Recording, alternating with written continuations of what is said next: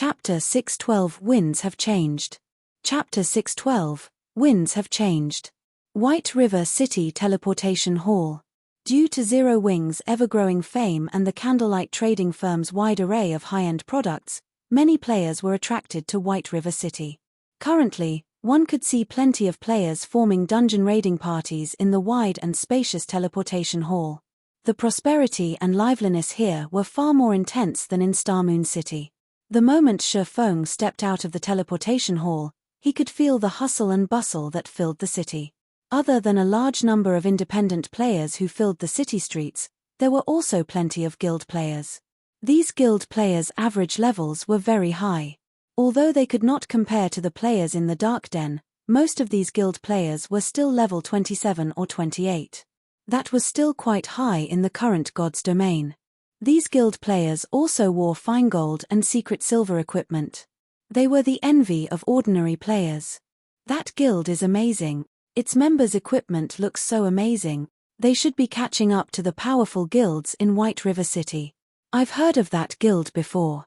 It's called Heaven's Burial, and it's one of the newly established White River City guilds.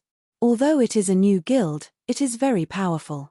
So far, Heaven's Burial has already raided many 20-man Hell Mode team dungeons and is in the midst of planning to raid 50-man team dungeons. I also heard that the guild has a very powerful backer.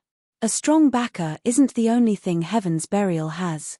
A few hours ago, one of Heaven's Burial's experts managed to break into the 4th floor of the Divine Colosseum.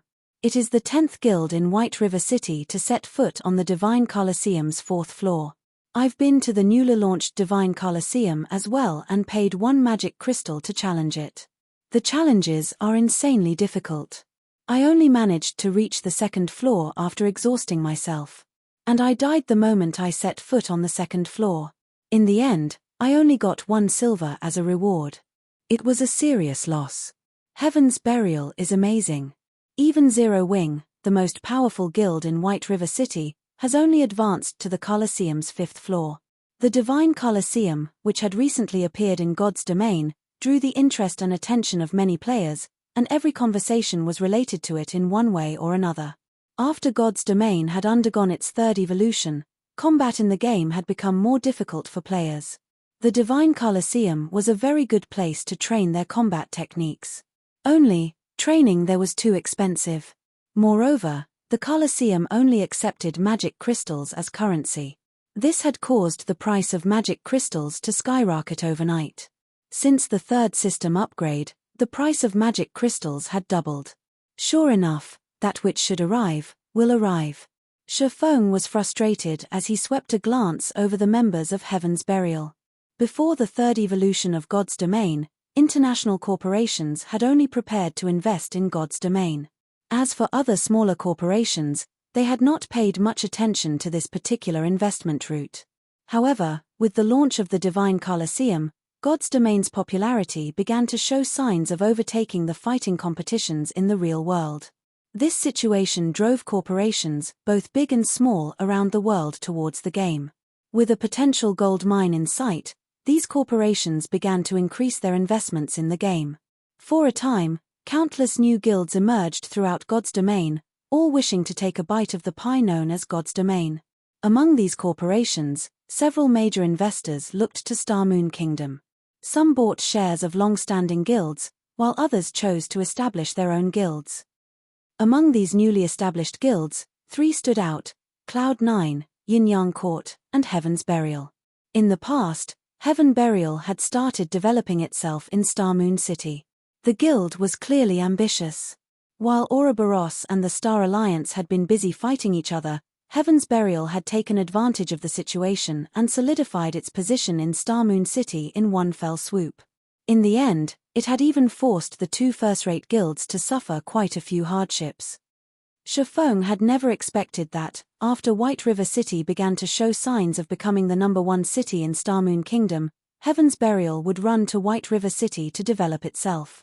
Moreover, of the newly established guilds Shi Feng had seen so far, Heaven's Burial wasn't the only one of the top 3 newbies to establish itself in White River City. He also saw members of both Cloud9 and Yin Yang Court. Interesting. Everyone's has come to White River City trying to take a bite out of the fat piece of meat that I cooked up. Do they really think that Zero Wing is some kind of pushover? Shifeng could not help but smile. Zero Wing indeed possessed plenty of enemies. In the dark, Underworld lurked and spat like a viper. In the light, they had also provoked the Heavenly Dragon Pavilion. As Shifeng made his way to White River City's library, he discovered that, despite having only been away from the city for a short time, many players had acquired their own NPC guards. NPC guards had become beacons of hope for many powerless players. At the same time, these NPC guards had also received attention from the various large guilds. As a result, these NPCs' development speeds were unusually fast. Players who were trying to become merchants were especially interested in these NPC guards. In God's domain, players' activities were not limited to killing monsters out in the fields. Players could also take on all sorts of quests. Many merchant players, who did not possess any combat power, could rely on NPC guards when carrying out special quests. However, the majority of the quests did not allow the assistance of ordinary guards, only personal guards. Just as Shifeng arrived before White River City's library, the sound of his system communicator rang by his ears, and the caller was none other than Everlasting War. Brother Yifeng, you've finally come online. I've been trying to contact you for a while. How are preparations coming along? Everlasting War asked, slightly worried. Shifeng was the expert he had recommended. If Shifeng did not pass the selection test, it would stain his reputation. There are no issues. I can participate in the selection at any time. Seeing as Brother Everlasting is contacting me, has something happened? Shifeng asked. The selection held in Beast City was tomorrow morning. There was still quite some time before the selection began.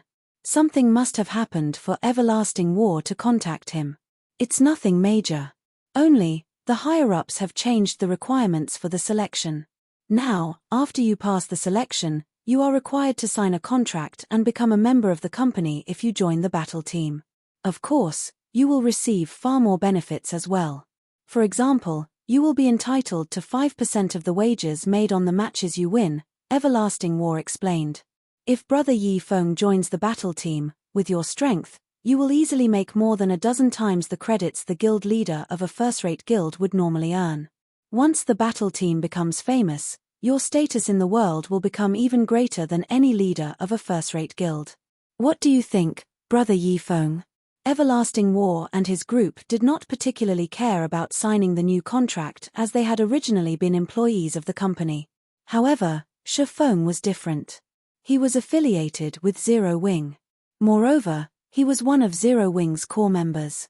He had definitely signed a contract with the guild. If he joined the battle team, unless the company allowed it, he would not be able to be part of any guilds in the future. To put it bluntly, the company was restricting the freedom of the team members instead of cooperating with them. Of course, if Brother Yifeng is selected to become one of the members of the battle team, the company will take full responsibility of the breach of agreement with your guild. Brother Yifeng can rest assured on this. Everlasting War was very confident in Shifeng's strength, and he desperately hoped that Shifeng would join their battle team. In his opinion, what did a guild in a virtual reality game amount to? How could it possibly hope to match up against an international corporation? Chapter 613, Peak of Star Moon.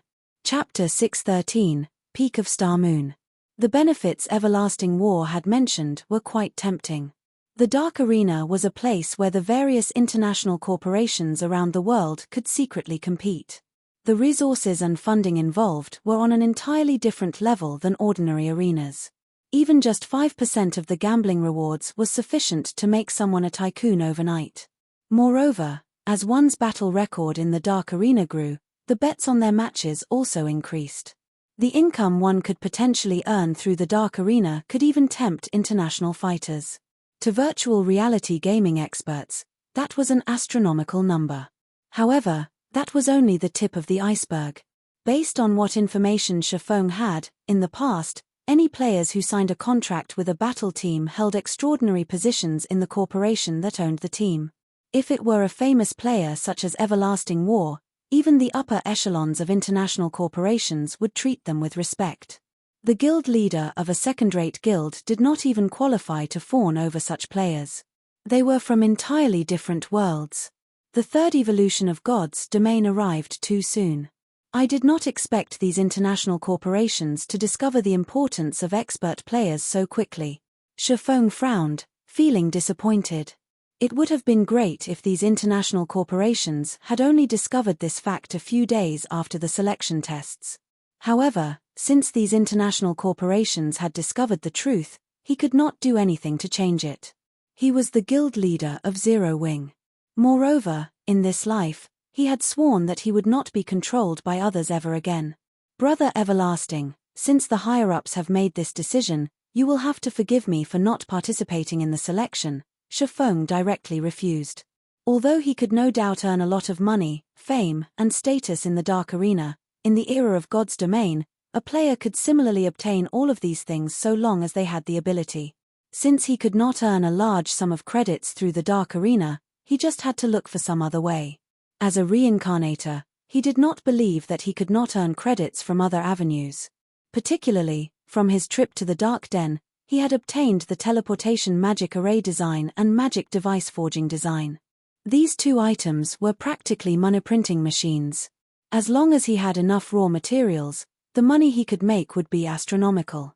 Everlasting War was slightly stunned by Shifeng's reply. He had not thought that Shifeng would refuse his offer so decisively. However, when he thought about Shifeng's skill, he hurriedly advised, "Brother Yifeng, won't you reconsider? At the end of the day, a gaming guild is only a gaming guild. It is nothing compared to a major corporation that can affect the world's economy. With your skills, I guarantee that you'll at least become vice leader of the battle team." The team's strength did not rely on a single person. After all, each battle team could include up to 10 members. Naturally, the more experts there were in a team, the higher the team's chances were of obtaining victory. In Everlasting War's opinion, Shifeng could most likely rank within the top 3 within their battle team. If they lost a top 3 expert, it would wound the battle team's overall strength. Brother Everlasting, don't waste your time trying to persuade me. Moreover, I have many matters that I need to attend to. Not being able to join is a good thing. Anyways, I still have something to do, so I'll talk to you another time. Shifeng disconnected the call. He then entered the library.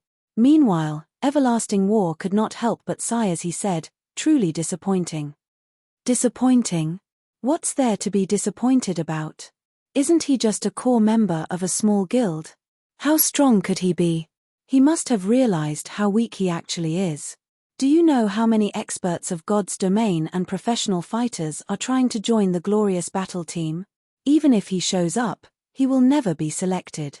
A luxuriously dressed middle-aged woman standing across from Everlasting War disdainfully dismissed his concern. 4 bodyguards in black stood next to this woman. All 4 radiated intimidating auras that were capable of making Everlasting War, someone who had once been a professional bodyguard, anxious. Particularly, the rugged-looking man among these bodyguards was very famous in the bodyguard industry. He was known as the Steel Guard, and even some international fighters were no match for him. Director Hua, Yifeng is no ordinary expert. If you can restore the recruitment conditions to what they were before and allow him to join the glorious battle team, our chances of beating our next opponent, the Midday Wolves, will be much higher. This will also greatly benefit the company, Everlasting War carefully suggested.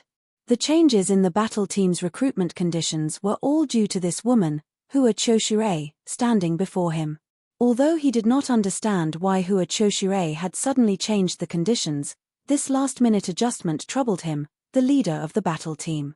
However, despite his annoyance, Hua Choshire's position was extraordinary. A single word from her could easily leave him jobless. Hence, he did not dare speak too boldly in front of her. Naturally, I have considered these changes carefully. You only need to focus on how you're going to defeat your next opponent. He is merely a nameless expert. Do you think that, just because we are missing one nameless expert, you're going to lose against your next opponent? Hua Choshire questioned, her voice low and dangerous. He is just one less nameless expert participating in the selection. There are plenty of God's domain experts coming to take the test. Among them, many are well known in the industry. These people's standards are far beyond his. I think that Vice Leader Journey Leave should administer the test this time around. You should take this time to think of a strategy to deal with the midday wolves. Everlasting War's words had clearly dissatisfied Hua Choshire. Without hesitation, she had stripped him of his duties for a few days. Helpless, Everlasting War could only agree with the Lady Director. Inside White River City's library. After entering the library, Shifeng headed towards the building's top floor. Two level 180 Tier 2 white robe knights stood by the doors. Normally, ordinary players would not dare approach the Star Moon Hall. However, Shifeng had long since become a frequent visitor of this place. Without hesitation, he walked past the knights and opened the doors to the hall.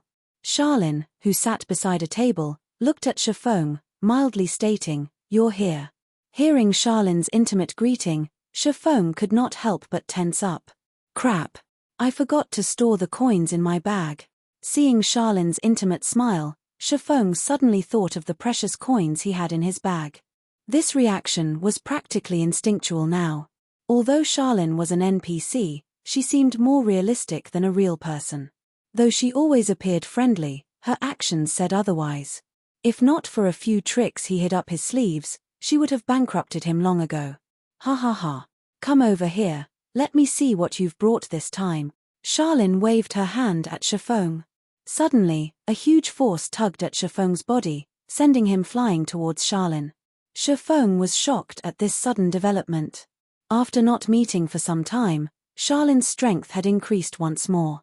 Charlene, who had been a Tier 4 Great Divine official, had now become a level 200 Tier 5 Red official. At this point, Charlene was many times stronger than Weissman, White River City's magistrate. She stood at the peak of Star Moon Kingdom. Although Shifeng had long since known that Charlene was not an ordinary NPC and that her strength would increase significantly every time they met, her improvement speed was simply mind-blowing. Even he, someone who had played God's Domain for more than a decade, found it astonishing. Just who is Charlene? Questions filled Shifeng's heart. Chapter 614, Demon Gate. Chapter 614, Demon Gate. Just as Shifeng pondered Charlene's identity, a hint of shock surfaced in the Red official's golden eyes. You have actually obtained it. Charlene could not help but re-evaluate her opinion of Shifeng. And here I thought you would bring me a replica to help you solve your problem. Hearing this, surprise appeared on Shifeng's face.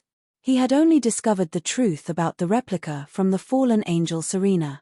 He had not expected Charlene to know about it as well. Charlene could see the question floating in Shifeng's mind. Smiling, she explained, "The Bible of Darkness is not an ordinary item. The Lord of Destruction crafted this item, and it is a treasure used to gain dominance over all demonic creatures. Even though the Bible has been destroyed, it still holds boundless power. There are countless powerhouses who wish to obtain it. In the past, plenty of strong people tried going to the Dark Den to obtain the Bible of Darkness. In the end, however, they only managed to return with replicas. Even so, a replica of the Bible of Darkness still possesses a certain degree of power. There are no problems with using it to solve your great demon problem. Only, at the end of the day, a replica is still a replica. While it might be useful to a weak little adventurer like you, to high-tiered powerhouses, it is hardly worth anything. It is no wonder why Fantasy Extinguisher stopped using the Bible of Darkness after he became a Tier 4 class. Shifeng came to a realization after listening to Charlene's explanation. In the past, Fantasy Extinguisher had made a name for himself by relying on the Bible of Darkness and had even enabled the Fantasy Shrine to overwhelm the Dragon Phoenix Pavilion's guild branch. However, after Fantasy Extinguisher became a Tier 4 Spirit Emperor, he stopped using the Bible of Darkness. Back then, everyone had thought that Fantasy Extinguisher had dropped the Bible of Darkness and lost it after someone had killed him.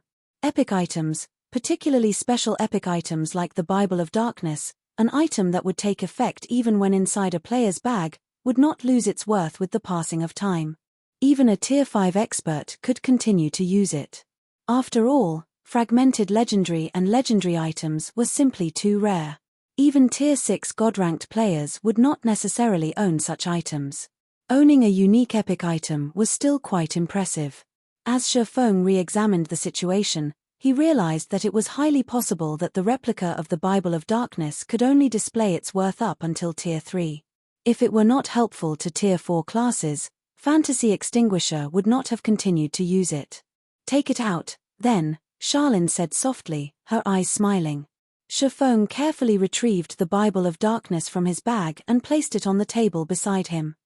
Sure enough, it's the real deal. You really are quite the capable fellow. Do you know just how many powerhouses are trying to retrieve the Bible of Darkness? In the end, everyone only returns with a replica. If they knew that a little fellow like you had the real thing, they would most likely go crazy from anger." Charlene nodded, smiling as she scrutinized the Bible of Darkness. She then continued, "Since you brought me the genuine article, I'll give you two options. The first option is free of charge. For this option, you'll be able to solve the problem of the great demon descending on you. The second option will cost you 1,500 gold and 100 soul crystals. For this option, you can be done once and for all, destroying the great demon that targets you." Sure enough. Shifeng could not help but send Charlene a contemptuous gaze. Currently, he had a little over 1,600 gold in his bag. This was the money the candlelight trading firm had made while he had been absent. If he gave it all to Charlene, he would become a pauper once more. However, even so, Shifeng gritted his teeth and handed over the money. If he had chosen the first option, although it might seem like he had dealt with the great demon, in reality, Charlene would only weaken the descended great demon to a level that he could cope with. He would still have to deal with the great demons while descending on him every so often until he could defeat and kill it. In the past, the Darkness's descent plagued Fantasy Extinguisher, requiring him to deal with a weakened great demon every so often and throwing his guild, Fantasy Shrine, into chaos. The fact that he had a second option was considerably lucky.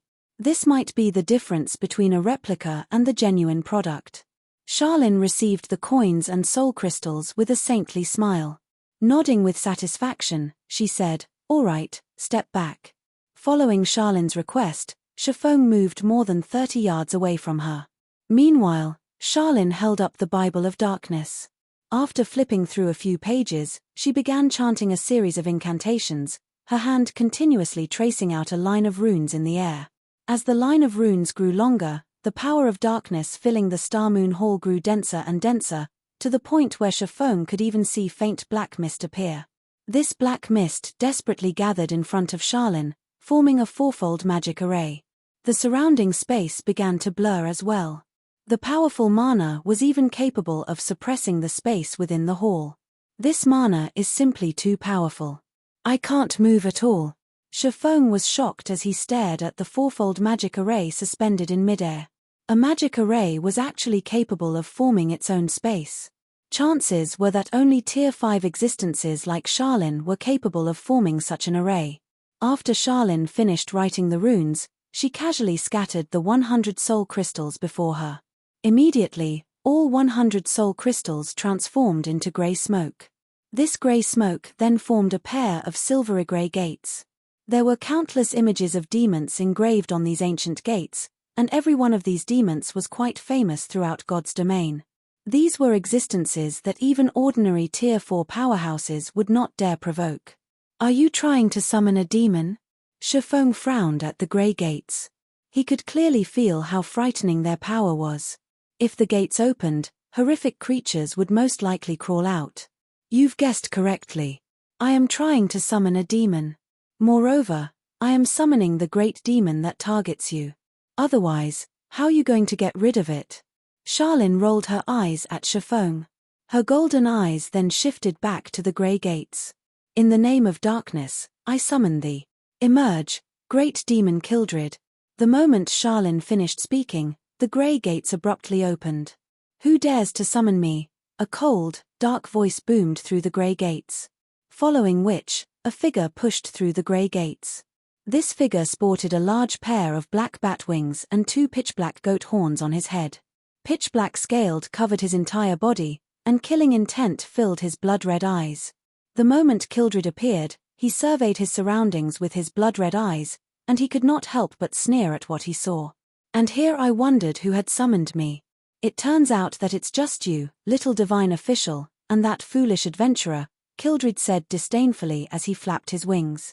I did not expect that little ants like you could actually obtain the real Bible of Darkness. As your reward for summoning me, I'll collect your souls and the Bible. Is this great demon stupid? Shafong frowned at Kildred, confused.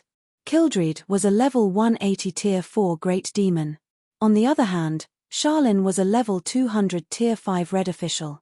No matter how he looked at it, they were on entirely different levels. Moreover, the great demon had actually called Charlin a little divine official. Did Kildred believe that he was a tier 6 demon god? Wait a minute. Shafong immediately discovered the problem. For some reason, the Charlin before him had somehow fallen from being a tier 5 red official to a tier 3 divine official. Little brother, stop daydreaming. Right now, your task is to kill him, Charlin instructed as she looked at Shafong. She paid no attention to the great demon Kildred's provocation. You wish to kill me, the great demon Kildred? You too must be insane. I'll show you what the consequences are for summoning a great demon. Kildred revealed a malicious grin upon hearing Charlin's words. Suddenly, black flames appeared in his hand. Chapter 615, Tier 5 Curse. Chapter 615, Tier 5 Curse. The raging black flames quickly transformed into a ferocious beast that bared its fangs and brandished its claws as it pounced on Charlin. Boom! At the sound of an explosion, the black flames in the air suddenly began to collapse, dissipating into nothingness. You! The great demon Kildred's malicious expression suddenly changed, and he no longer looked down on Charlin. Rather, he gazed at the Tier 3 divine official with solemn eyes. Even Tier 4 classes would find it difficult to deal with soul fire, yet, Charlin managed to disperse it without moving in the slightest. One could just imagine what kind of power she contained. No. It wasn't the soul fire that was defeated. My mana. Kildred was horrified as he quickly discovered the true problem. His mana rapidly leaked from his body. Due to the lack of mana, he had lost control of the soul fire he had summoned, causing it to disappear. Standing at a distance, Shafong was also shocked by Charlin's counterattack. The great demon Kildred's level plummeted, as did his tier. Level 180. Level 170. Level 160. In a short moment, the great demon Kildred had become a level 35 tier 2 evil spirit. He was no longer a level 180 tier 4 great demon. What have you done? Kildred asked, gaping at Charlin in abject horror. Oh, it's nothing. I just used God's Twilight, a tier 5 curse, Charlin said, smiling. While inside God's Twilight's effective area, all beings above tier 2 will be forcefully suppressed by 2 tiers. Naturally, their levels will lower as well. Upon hearing these words, Kildred instantly paled. Shafong was similarly astonished. A tier 5 curse. This was a spell that could rival the power of a tier 6 god-ranked spell. Kildred, you can only escape this situation by defeating the adventurer before you. Otherwise, you will die here. Although Charlin's voice sounded pleasing to the ears, her words caused even a great demon like Kildred to shudder in fear.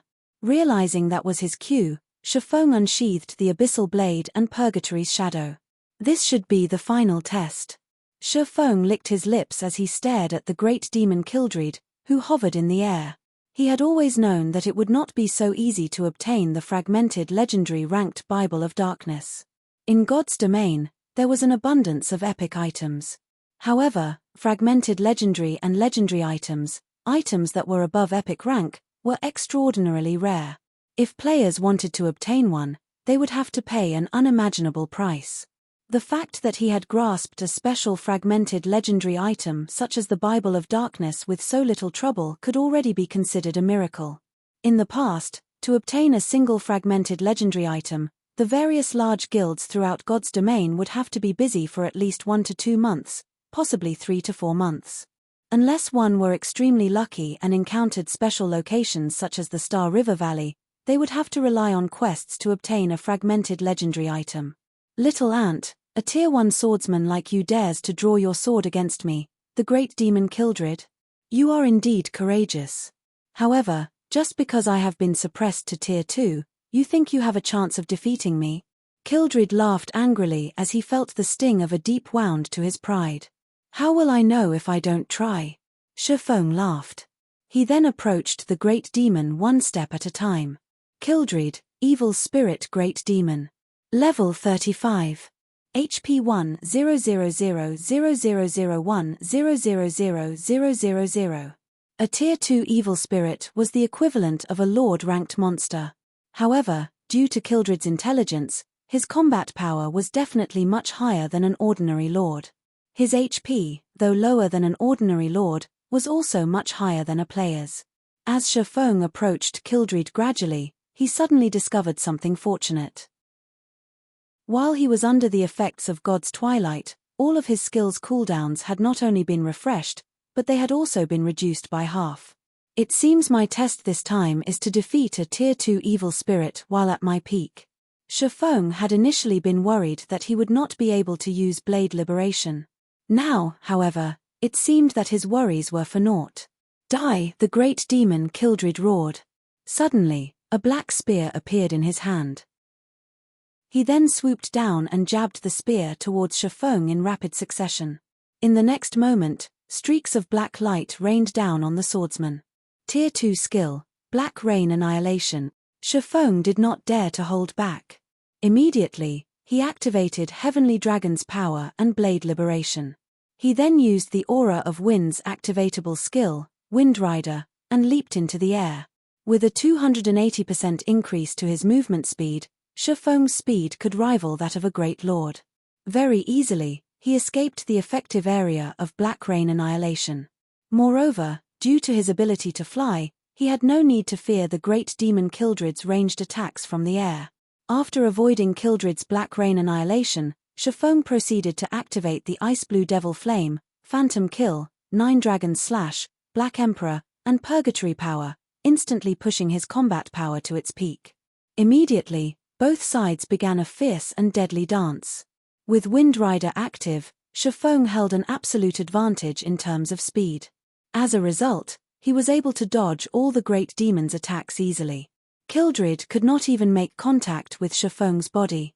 On the other hand, sword lights bombarded on the scales covering Kildred's body, easily penetrating the great demon's armor. Chop. Minus 25,641. Thunder Flame Explosion. Minus 47,156. Thundering Flash. Minus 14,527, minus 18,546, minus 24,716. Every skill Shifeng executed had a completion rate of 95% or above, allowing his skill's effect to increase significantly. The great demon Kildred's 1 million HP decreased at a rate visible to the naked eye. After a measly 5 seconds, the great demon only had 70% of his HP remaining. However, Shifeng suddenly discovered that, as he relentlessly attacked the great demon, his opponent's strength and speed began to rise. Originally, when he had activated twofold Berserk, his strength should have rivaled even a high lord of the same level and overwhelmed the great demon Kildred. After a short period of intense battle, however, Kildred's strength was already equal to his. The great demon's speed also quickly caught up. This can't continue. Although I don't know whether he is growing stronger due to the length of battle increasing or his HP decreasing, I need to finish him off as soon as possible. Shifeng used Flame Burst. Suddenly, 2 miniature suns appeared and illuminated the Star Moon Hall. 24 consecutive strikes. Both Shifeng and his doppelganger used Flame Burst at the same time. 24 sword lights cut across the space of the hall, striking the great demon Kildred. Every sword light from Shifeng dealt over minus 20,000 damage to the great demon. His doppelganger caused over minus 10,000 damage with each attack as well. When critical hits were achieved, the damage of the attacks doubled. When the attacks ended, the great demon Kildred suffered a total damage of over minus 500,000. This, Shifeng was stupefied when he saw the great demon that he had attacked. At this moment, the great demon Kildred had only 40% of his HP remaining. Meanwhile, a faint, black light radiated from Kildred's body. Tier 2 skill, Dark Shield. It was a spell that could absorb a relatively large amount of damage. Damn it. Shifeng frowned. Flame Burst was his ultimate skill. Yet, the great demon had actually managed to negate a portion of its damage. Currently, the great demon Kildred had grown more formidable after the attack. Meanwhile, there were less than 10 seconds left on Blade Liberation's duration. Ha ha ha. My strength has completely surpassed yours now. Die, human. Kildred snorted. He then threw his spear at Shifeng. Kildred's spear was extremely fast, and even Shifeng only barely managed to block it with his swords. Peng! Shifeng was immediately struck down from the air, his body colliding heavily with the floor and shattering it. A damage of close to -1,100 points appeared above his head. This was the damage he received after blocking the great demon's attack. If he had failed to block the attack, he would have lost far more than a little over 1,000 HP. However, the great demon Kildred was not finished. Suddenly, Kildred split into 2 copies of himself. These 2 Kildreds looked exactly the same, and their attributes were equally frightening. In the next moment, one Kildred charged at Shifeng's doppelganger while the other charged at Shifeng. Chapter 616, Promotion to Count. Chapter 616, Promotion to Count. 2 identical great demon Kildreds attacked Shifeng and his doppelganger. Shifeng, who had been at a disadvantage in terms of strength, had no choice but to dodge the great demon's attacks. Although Shifeng had entered the flowing water realm and could predict the trajectories of Kildred's attacks, the great demon's spear was like a venomous snake that consistently sent fatal blows towards his blind spots. If any other player stood in his place, not to mention dodging, even blocking the attacks would be difficult. Facing the unavoidable attacks, Shifeng had no choice but to block with his swords. However, the great demon Kildred's strength was simply too intense. Each of his attacks managed to push Shifeng back by several steps and inflict slightly more than -1,000 damage. Fortunately, Heavenly Dragon's power had increased Shifeng's defense and HP by 300%. With over 30,000 HP, Shifeng could endure the great demon's assault for quite some time. Only, Shifeng's twofold berserk state could only last for 20 seconds. Once these 20 seconds were over, he would enter a weakened state and would lose all power to resist the great demon. A short moment later, the other great demon Kildred defeated Shifeng's doppelganger. Ha ha ha. Human, you are quite amazing. A mere tier 1 swordsman like yourself has actually managed to damage me, the great demon Kildred, to such an extent. As a reward, I'll let you become my puppet, and you can follow my orders for the rest of your life. Kildred sneered at Shifeng, who desperately tried to defend against his attacks. Standing at a distance, Charlene frowned slightly as she watched the battle. Sighing, she muttered, was it still too soon? Now, Shifeng no longer had his doppelganger. His ultimate skill, Flame Burst, was also on cooldown. Even though he was under the effects of God's Twilight, reducing his cooldowns by half, Flame Burst still had a cooldown of 1 minute, 30 seconds. Most importantly, he had to face 2 great demon Kildreds who had the same attributes and 40% HP remaining. Shifeng had no chance of winning. It would be Shifeng's end once the 2 great demon Kildreds launched a pincer attack. Human, be at ease and become my slave. In the blink of an eye, the 2 great demon Kildreds appeared in front of and behind Shifeng, both great demons revealing a ferocious expression. This is just the twin life technique. Do you really think that I have no way of unraveling it? At this moment, Shifeng's previously stern expression suddenly vanished. On the contrary, he revealed a disdainful and victorious smile. Hearing Shifeng mention the words twin life technique, Kildred's expression turned grim. Twin life technique was a special skill that did not possess any tiers. It was a skill that utilized the aid of a treasure to produce a doppelganger with the same capabilities as the original, though both the doppelganger and the original shared the same HP. However, unlike the original, the damage the doppelganger received would be increased by 300%. While Twin Life technique boosted its users' combat power, it also increased the damage they took. The skill was a double-edged sword. If used correctly, it could display boundless power. If used badly, one would cut their own lifeline with this skill. So what if you know about the Twin Life technique? Can you tell which one is real and which is fake? Kildred did not believe that Shafong could differentiate the true Kildred from his doppelganger. The doppelganger the Twin Life technique had created was exactly the same as the original. It was impossible to tell the difference by sight alone. Even if you identify the doppelganger, will you be able to block the attacks from both of us? Shafong did not reply to the great demon. Instead, he pointed the abyssal blade towards the hall's ceiling. Suddenly, countless golden divine swords appeared above them. When these golden swords descended, two different damages appeared above the two great demons' heads. The great demon in front of Shafong received over -5,000 damage, while the one behind Shafong received over -15,000 damage. At this point, it was obvious which was real and which was fake. However, Shafong was not finished with his attacks. Tightening his grip around the abyssal blade, he swung the magic weapon downwards. Abyssal curse. Suddenly, the space within 30 yards around Shafong took on the effects of a quagmire. The two great demon Kildreds were unable to move. Although Kildred was immune to fainted effects and other control conditions, the abyssal blade was as powerful as an epic weapon. Even if abyssal curse could not restrict the great demon for a full 5 seconds, to Shafong, 2 or 3 seconds were more than enough.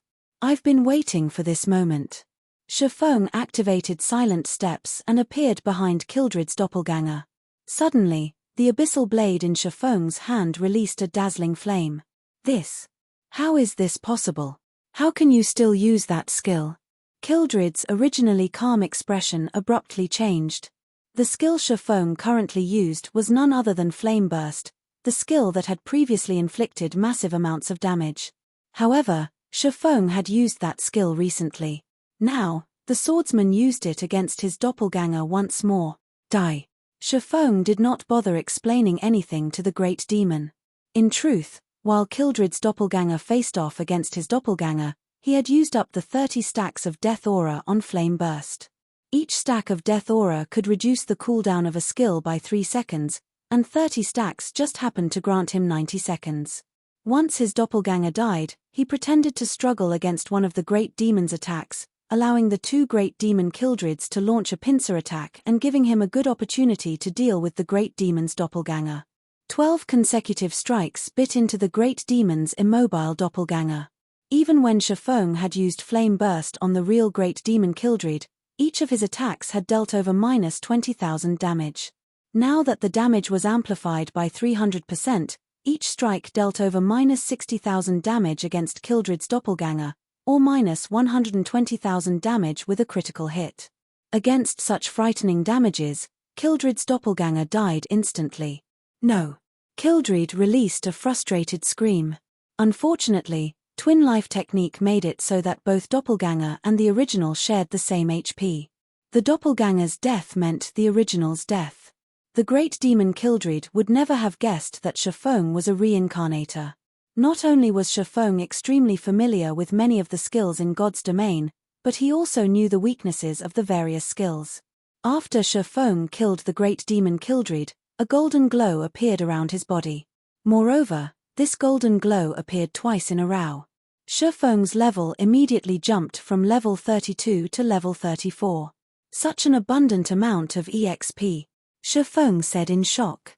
As the class he possessed was the hidden class Blade Saint, the EXP he required to level up was double of what other players required. Now that he had leveled up twice in a row, not only had he earned back the level he had lost at the World Summit, but he also gained a level beyond that. System: Epic Quest Darkness Descends completed. Quest rewards: Demon Slayer title, Star Moon Kingdom reputation plus 50, White River City reputation plus 500, automatically promoted to the status of Count in White River City.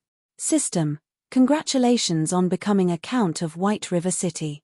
You can now employ 100 guards, including 4 personal guards. You can also enjoy a 20% discount on all expenditures in White River City. As expected of an epic quest.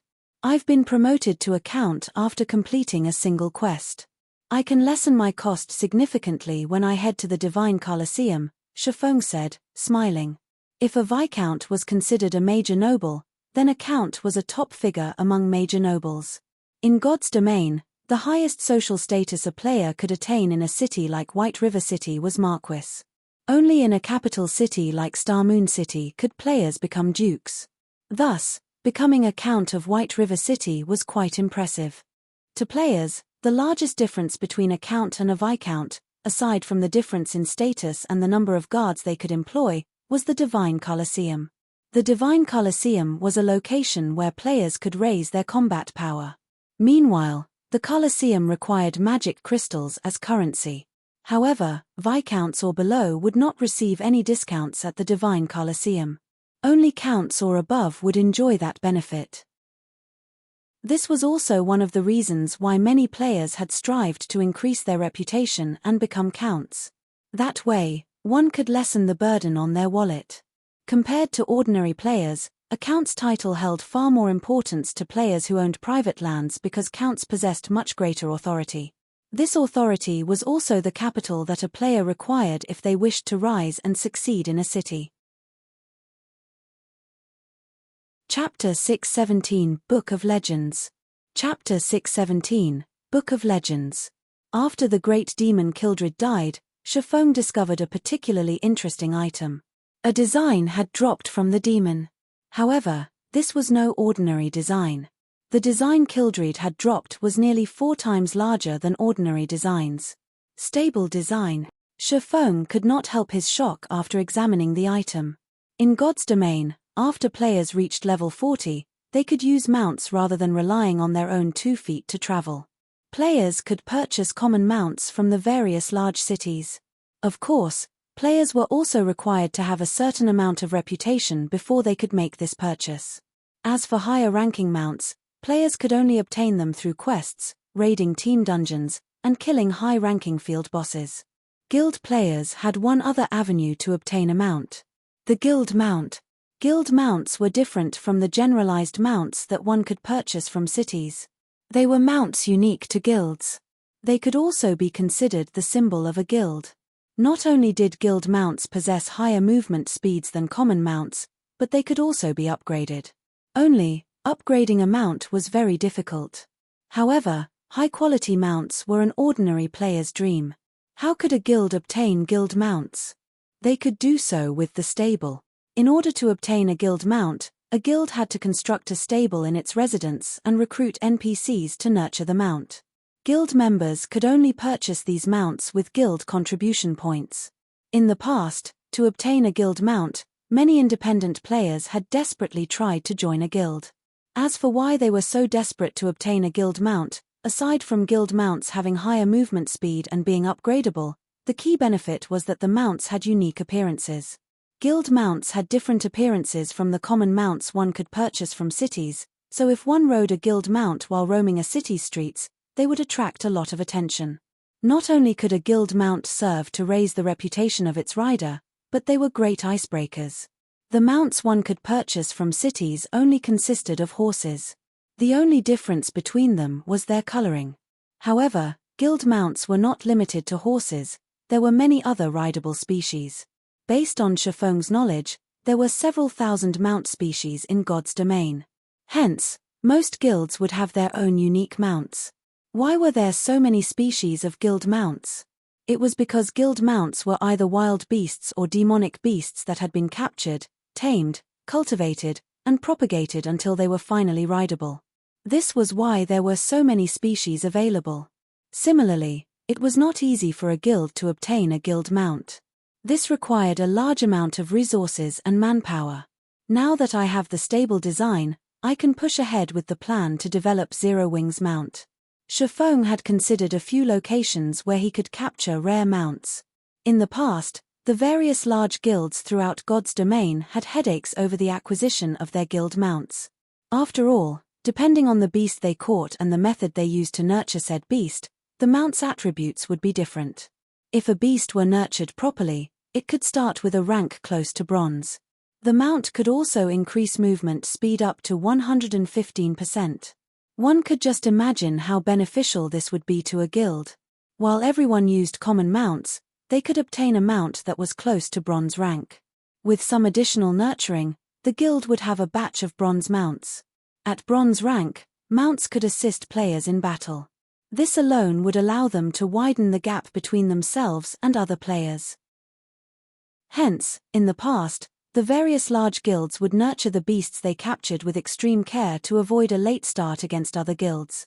The sooner a guild possessed the stable design, the sooner they could start preparing their guild mounts. However, the stable design was extremely rare. The easiest method to obtain it was through raiding level 20 to level 60, 100-man team dungeons. Only, the drop rate for the design was abysmally low. In the past, even when guilds had offered to purchase a stable design for 5,000 or 6,000 gold, nobody was willing to sell theirs. Initially, Shifeng had planned to wait for everyone in the guild to grow stronger before raiding 100-man team dungeons. Now that the great demon Kildred had dropped this design, it had saved him plenty of time. After Shifeng stored the stable design excitedly, Charlene closed the Bible of Darkness and turned to Shifeng, saying softly, "Not bad. You actually managed to defeat the great demon Kildred. However, even though Kildred is dead, why is there still such a dense power of darkness lingering around you?" Seeing Charlene's confused expression, Shifeng quickly came to an understanding. He then retrieved Molika's ring from his bag, saying, "This should be why." Molika's ring. Charlene instantly recognized the ring. Surprised, she asked, "How did you get your hands on this ring?" "I stole it from a great demon called Nettle," Shifeng responded honestly. "Stole it?" Charlene's eyes narrowed suspiciously. She obviously did not believe Shifeng's claim. A Tier 4 great demon at full power only needed to swing his hand to wipe Shifeng out of existence. Shifeng would simply not survive an attempt to steal the ring from the great demon. "Are you really not afraid of death, or are you just that ignorant? You actually had the guts to remove the seal on the ring. Fortunately, you only obtained Molika's ring now. I guess you are somewhat lucky. Legend has it that Molika's ring is related to the fall of the Lord of Balrogs. Moreover, this ring is a complete legendary item. With your strength, this ring will devour you very quickly." Devour? Shifeng thought back to when the great demon Nettle had chased after him. If not for his good luck, he would have certainly died. When I say devour, I mean it in the literal sense. Do you really think a legendary item is easily controlled? Charlene rolled her eyes at Shifeng. Based on what I know, several hundred years ago, the demon that guarded this ring was a Tier 5 great demon king. After that great demon king was devoured, it became the current great demon Nettle's turn to guard it. Shifeng broke out in cold sweat upon hearing these words. At this moment, Shifeng understood what Charlene was trying to say. The so-called guardian of Molika's ring was nothing but a sacrifice for the ring to devour. Meanwhile, those demons had been unaware of the fact that they were sacrifices. To make matters worse, he had foolishly stolen the ring without knowing this fact. If even a Tier 5 great demon king had not been able to avoid its fate, with Shifeng's current strength, he stood absolutely no chance against Molika's ring. In the past, in order to seal this ring, 10 Tier 5 powerhouses sacrificed themselves. Now that you have removed one of the seals, if you wish to seal it again, you will need the help of at least 3 Tier 5 classes. Otherwise, no matter where you go, you will not be able to hide from your fate. Seeing Shifeng's grim expression, Charlene could not help but laugh as she said, "However, I have also said that you are somewhat lucky." "Lucky?" Shifeng grew curious. "That's ring. Your luck is quite good. You were able to obtain the real Bible of Darkness. If you had returned with a replica, even I would have no way to save your little life." Charlene rubbed her forehead lightly, saying seriously, "The Bible of Darkness is a treasure made by the Lord of Destruction. If one wields the Bible of Darkness, they can rule over every demon in existence. The Lord of Balrogs is no exception. As for why the Bible of Darkness is capable of ruling over demons, it is because the Bible is the origin of all demons. All demons have evolved from the Bible. With the Bible of Darkness, one possessed the power to restrain all demons. Of course, in its current state, it won't be able to suppress Moloch's ring. Only the complete Bible of Darkness has the power to do so. What you need to do now is repair the Bible of Darkness. Do you understand?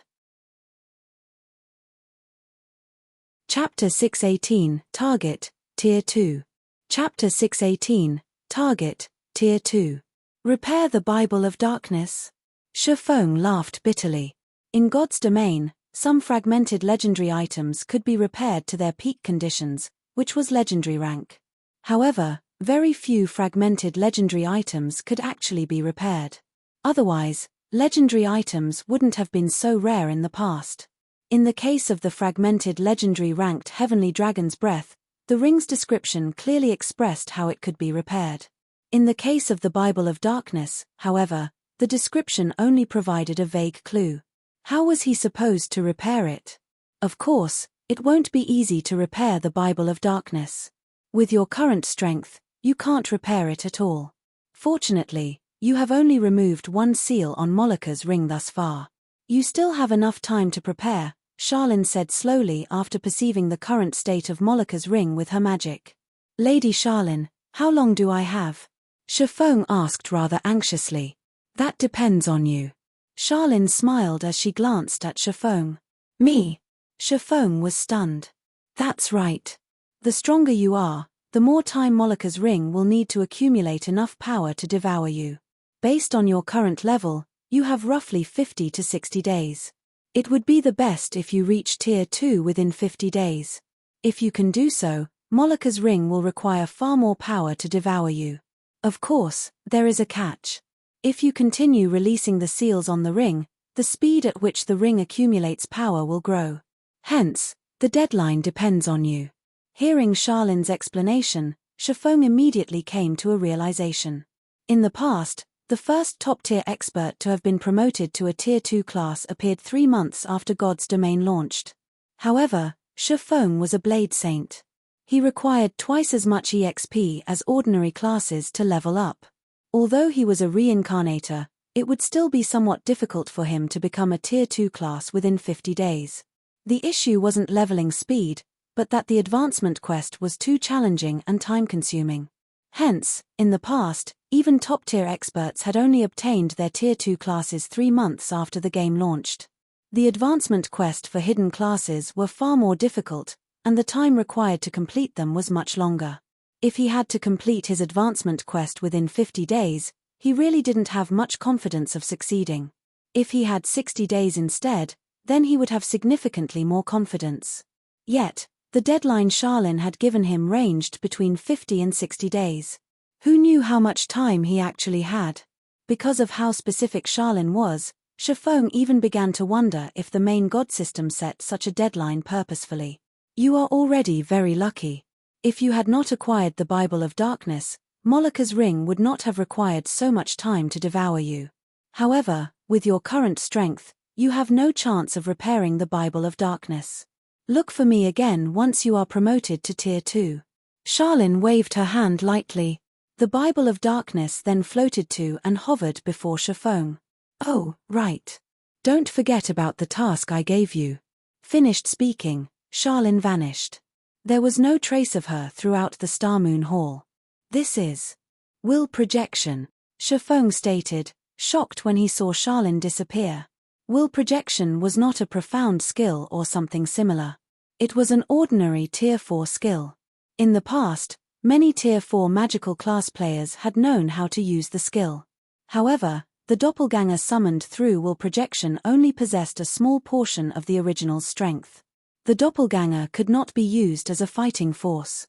It was a skill normally used for probing and reconnaissance. Yet, it had not been Charlene who had summoned a demon gate and suppressed a Tier 4 great demon with a Tier 5 curse, but her doppelganger. Charlene had easily completed these feats by relying on a weakened copy. In terms of strength, she definitely stood at the very top among Tier 5 NPCs. When Shifeng recovered from his shock, he discovered that the Bible of Darkness had undergone some changes. Bible of Darkness, fragmented legendary item. The Bible of Darkness had been destroyed during the Great Destruction. However, The power of darkness contained within the Bible is extreme. If one can gather the other fragments, they can restore the Bible's power, gaining dominance over all demonic creatures and become the Lord of Demons. Skill 1. Demon Summoning. Summons the demon gate with the power of darkness, calling forth a random demon that is no higher than 1 tier and 10 levels than the summoner. Maximum tier cannot exceed tier 5. The holder of the Bible of Darkness can command the summoned demon for up to 5 hours. Cooldown, 3 hours. Skill 2. Gate of Darkness. Allows teleportation to the Dark Den. Can also be used in the Dark Den to teleport to the outside world.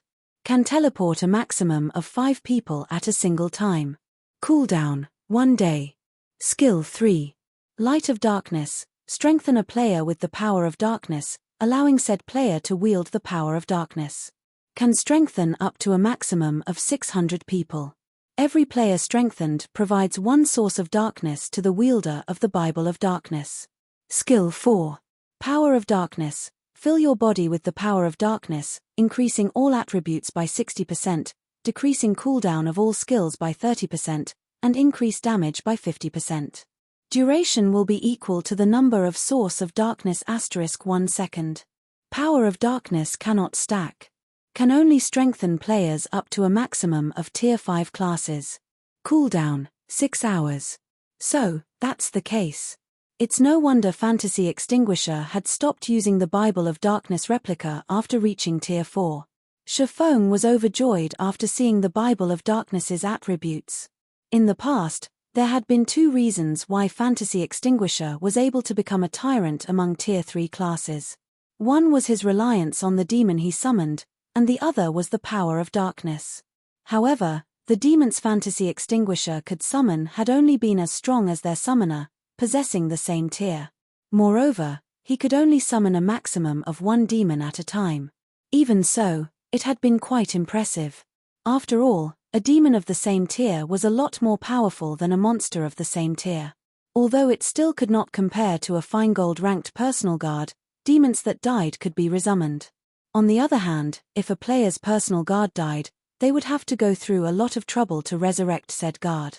However, the Bible of Darkness replica Fantasy Extinguisher had obtained most likely could only be used up to tier 3. On the other hand, the real article in Shifeng's hand could be used up to tier 5. The gap between the real and the fake was massive. The most frightening aspect of the real Bible of Darkness was the fact that it was capable of summoning a demon that was 1 rank higher than the summoner. Shifeng was currently tier 1, so he could summon a tier 2 demon. When he reached tier 2, he would be able to summon a tier 3 demon. With this, who could possibly challenge him? The only unfortunate thing was that the skill summoned a random demon. There was no guarantee that he would summon a demon of a higher tier. Meanwhile, Power of Darkness was a berserk skill that was famous throughout God's domain. Although the skill did not increase one's attributes much, its duration was extremely long. It was at least 2 or 3 times longer than ordinary berserker skills. Moreover, there were no side effects. Fantasy Extinguisher's Power of Darkness lasted 6 minutes, while mine can last up to 10 minutes. Even the number of people I can buff has increased to 600. Shifeng's heart burned with passion when he thought of forming his own Black Demon Legion. A Black Demon Legion with a total of 600 members.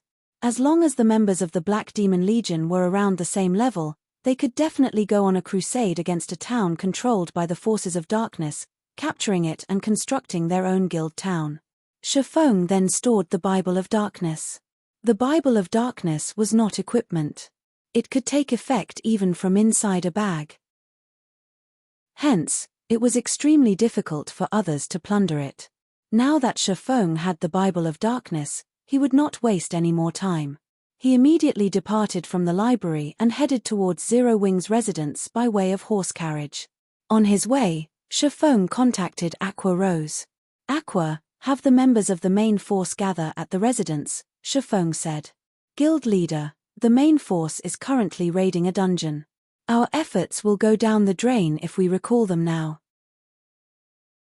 Many guilds in White River City have already reached the final boss. Aqua Rose did not understand Shifeng's intentions. Currently, the various large guilds in White River City desperately vied for the first clear of the 50-man team dungeon, Ruins of the Crow God. If they recalled Zero Wing's main force right now, they would have wasted a lot of precious time. Relax, it won't be a problem. Shifeng was very familiar with the final boss in the Ruins of the Crow God. It will not be that easy to raid. Smiling, he said, moreover, I'm calling them back to help them clear the dungeon. Guild leader, are you serious? Aqua Rose grew excited. To conquer the Ruins of the Crow God, the various large guilds had tried every hand and exhausted every ounce of brainpower they had. They have never encountered such a difficult dungeon boss before. They were truly helpless against it. Everyone could only try to force their way through the boss again and again. If they had a raiding strategy, then they would have a much easier time dominating the dungeon. Of course. When have I ever lied to you? Shifeng laughed. Okay. I'll notify them right away. Aqua Rose's eyes shone with renewed passion. After disconnecting her call with Shifeng, she immediately notified Zero Wing's main force. Chapter 6:19 Generation of Talents. Chapter 6:19 Generation of Talents. Underscore. Inside the 50-man team dungeon, the Ruins of the Crow God. A black crow that stood over 30 meters high currently spewed endless blue flames, turning the surrounding landscape into a sea of fire. Any players that came into contact with these blue flames would die within 3 seconds. This black crow was none other than the final boss of the dungeon, the Bluefire Crow King. Bluefire Crow King, High Lord. Level 28. HP 10 000 000 10 000 000. Although a High Lord ranked dungeon boss was slightly weaker than a field boss of the same level and rank, its HP was several times higher. In addition, dungeon bosses also possessed some special skills, making them much harder to take down than field bosses. It was especially true for the final boss of a dungeon. These bosses usually possessed very high intelligence, so they knew how to strike at a team's weak points. Because of this, survival demanded significantly more cooperation between players. To put it simply, the final boss of a dungeon was a test of sorts of a team's ability to work with each other. If one wished to emerge victorious against such a boss, there were only 2 ways to do so. The first was to rely on the composite strength of teamwork, the second was to rely on overwhelming power. However, to the current players in God's domains, both were extremely hard to achieve. Careful. Dodge the flames. Anyone who has touched the flames, distance yourselves from the group immediately, Fire Dance shouted sternly. These blue flames were one of the Bluefire Crow King's team wipe skills.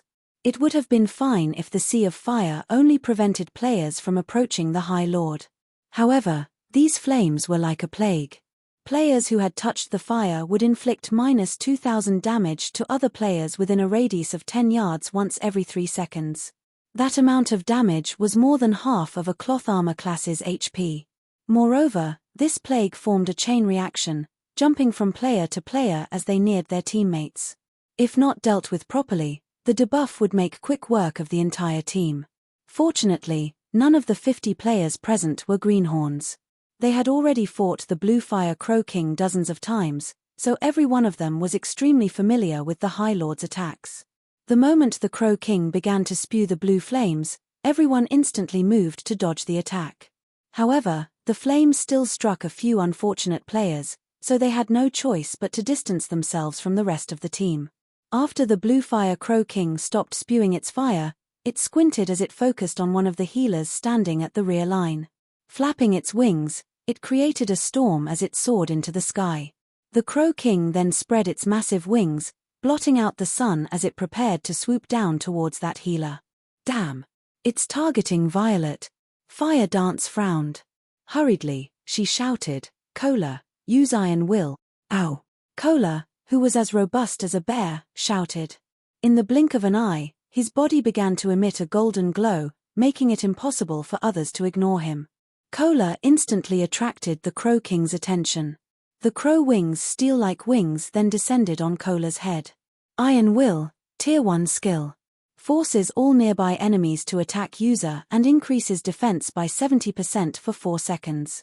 If enemy ignores user, strength increases by 70%, speed increases by 100%, and damage increases by 100% for 5 seconds.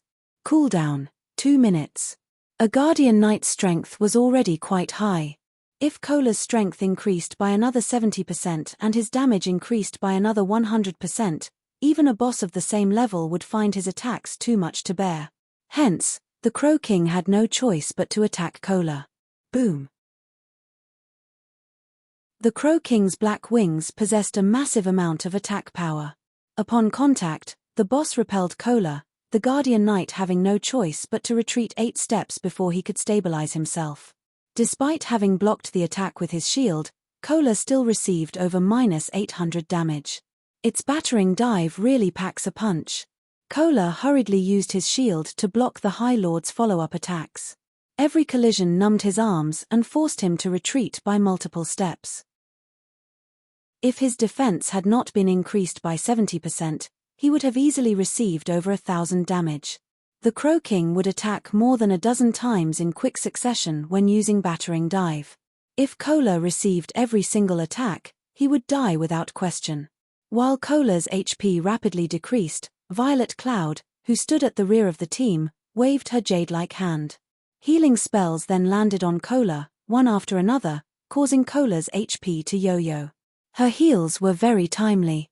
In the end, Violet Cloud managed to stabilize Kola's HP above a safe threshold, letting the Guardian Knight avoid the fate of instant death at the hands of the Bluefire Crow King. Thanks to Violet Cloud's precise and powerful healing, the entire team had an easy time dealing with the Bluefire Crow King.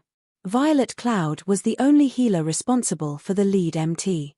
This situation freed the other healers to focus on keeping the other members of the team alive, allowing the team to avoid losing members to one of the boss's minor skills. Meanwhile, the other ranged classes took the opportunity to barrage the High Lord with a stream of attacks.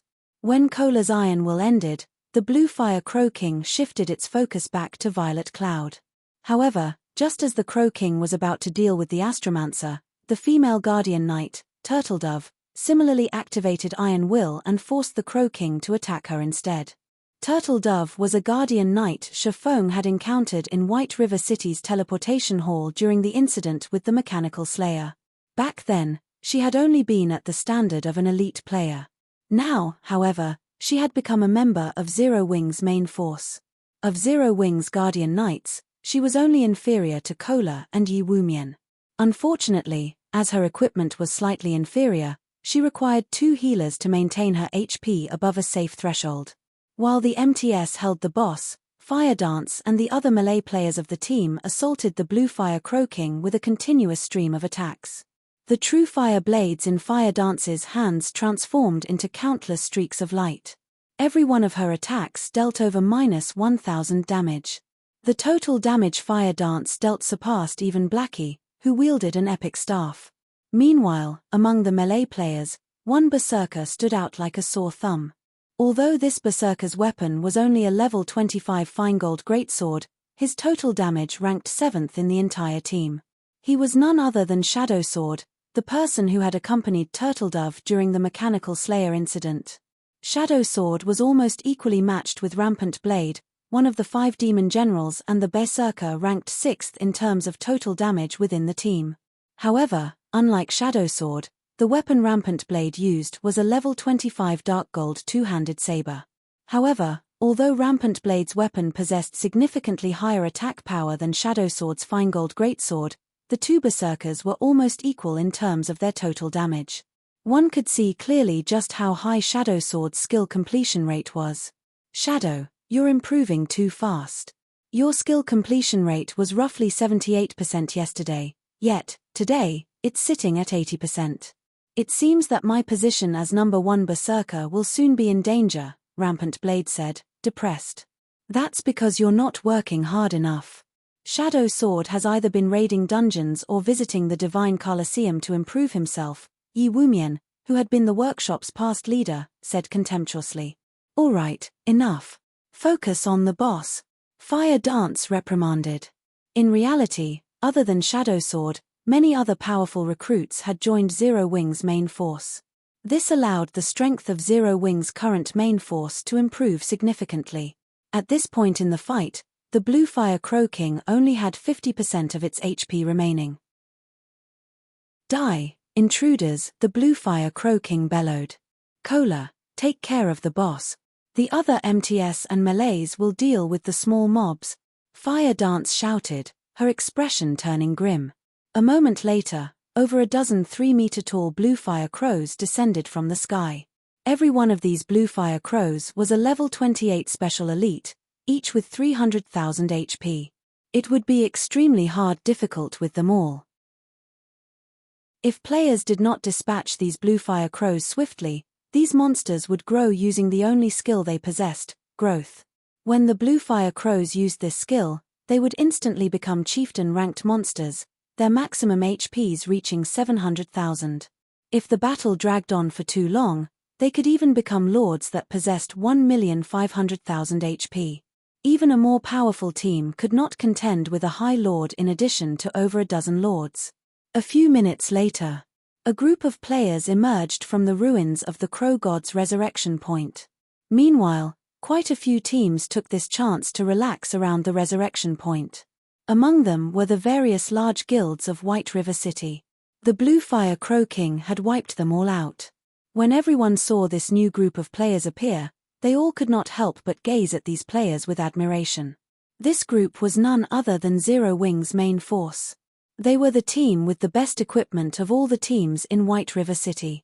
Those Blue Fire Crows are too difficult to deal with. Our overall DPS is still too low, Blackie stated dispiritedly. It would be awesome if Guild Leader joined us. With his DPS, we can breeze through this boss. The other members of Zero Wing's main force nodded in agreement. In their opinion, Shafong was no longer a human. He alone could serve as an entire team. Suddenly, Fire Dance received a call from Aqua Rose. After exchanging a few words, joy appeared on Fire Dance's face. Let's head back to the city and rest for a bit, Fire Dance said through the team chat. Return? Aren't we supposed to try 5 or 6 more times today? Blackie asked, surprised. Didn't you want Guild Leader to raid with us? Fire Dance grinned. Guild Leader has just returned, and is telling us to head back to the residence immediately. He says that he has something to tell us and that it's related to the dungeon. Really? Everyone was suddenly excited. We'll know once we get back. Saying so, Fire Dance took out a return scroll and began chanting. Everyone else followed her example, one after another. Look. Zero Wing's main force is leaving. Are they giving up on the dungeon? Probably. The final boss of the ruins of the Crow God is really too powerful. They must have guessed that no team will clear it anytime soon, so why bother wasting their time here? Many teams that had watched Zero Wing carefully before chatting among themselves. Chapter 620 Frightening Power of Darkness. Chapter 620 Frightening Power of Darkness. After Zero Wing's main force left the ruins of the Crow God, the news spread like wildfire. If one were to point out which guild in White River City had the highest chances of obtaining the first clear of the ruins of the Crow God, it would undoubtedly be Zero Wing. Not only did Zero Wing's team possess excellent equipment, but it also had plenty of experts. Following Zero Wing would be Overwhelming Smile and the other guilds. It was especially true for the recently established guild, Heaven's Burial. The new guild's raiding speed was only slightly slower than Zero Wing and Overwhelming Smile. Leader, it seems that Zero Wing has left, a level 28 ranger in grey reported to a youth in white robes. Everyone's already at the point of clearing the dungeon, yet, Zero Wing has given up? The white-robed youth pondered the situation. He was greatly confused about Zero Wing's actions. Leader, Zero Wing must have determined that they aren't able to raid the final boss and gave up, a gorgeous woman wearing low-cut crimson robes commented, smirking. Everyone talks about how Zero Wing has so many experts. Now, however, it seems that they only amount to this. Despite our Heaven's Burial having such a late start, we still caught up to Zero Wing's raid progression of the ruins of the Crow God, reaching the 3rd phase of the final boss.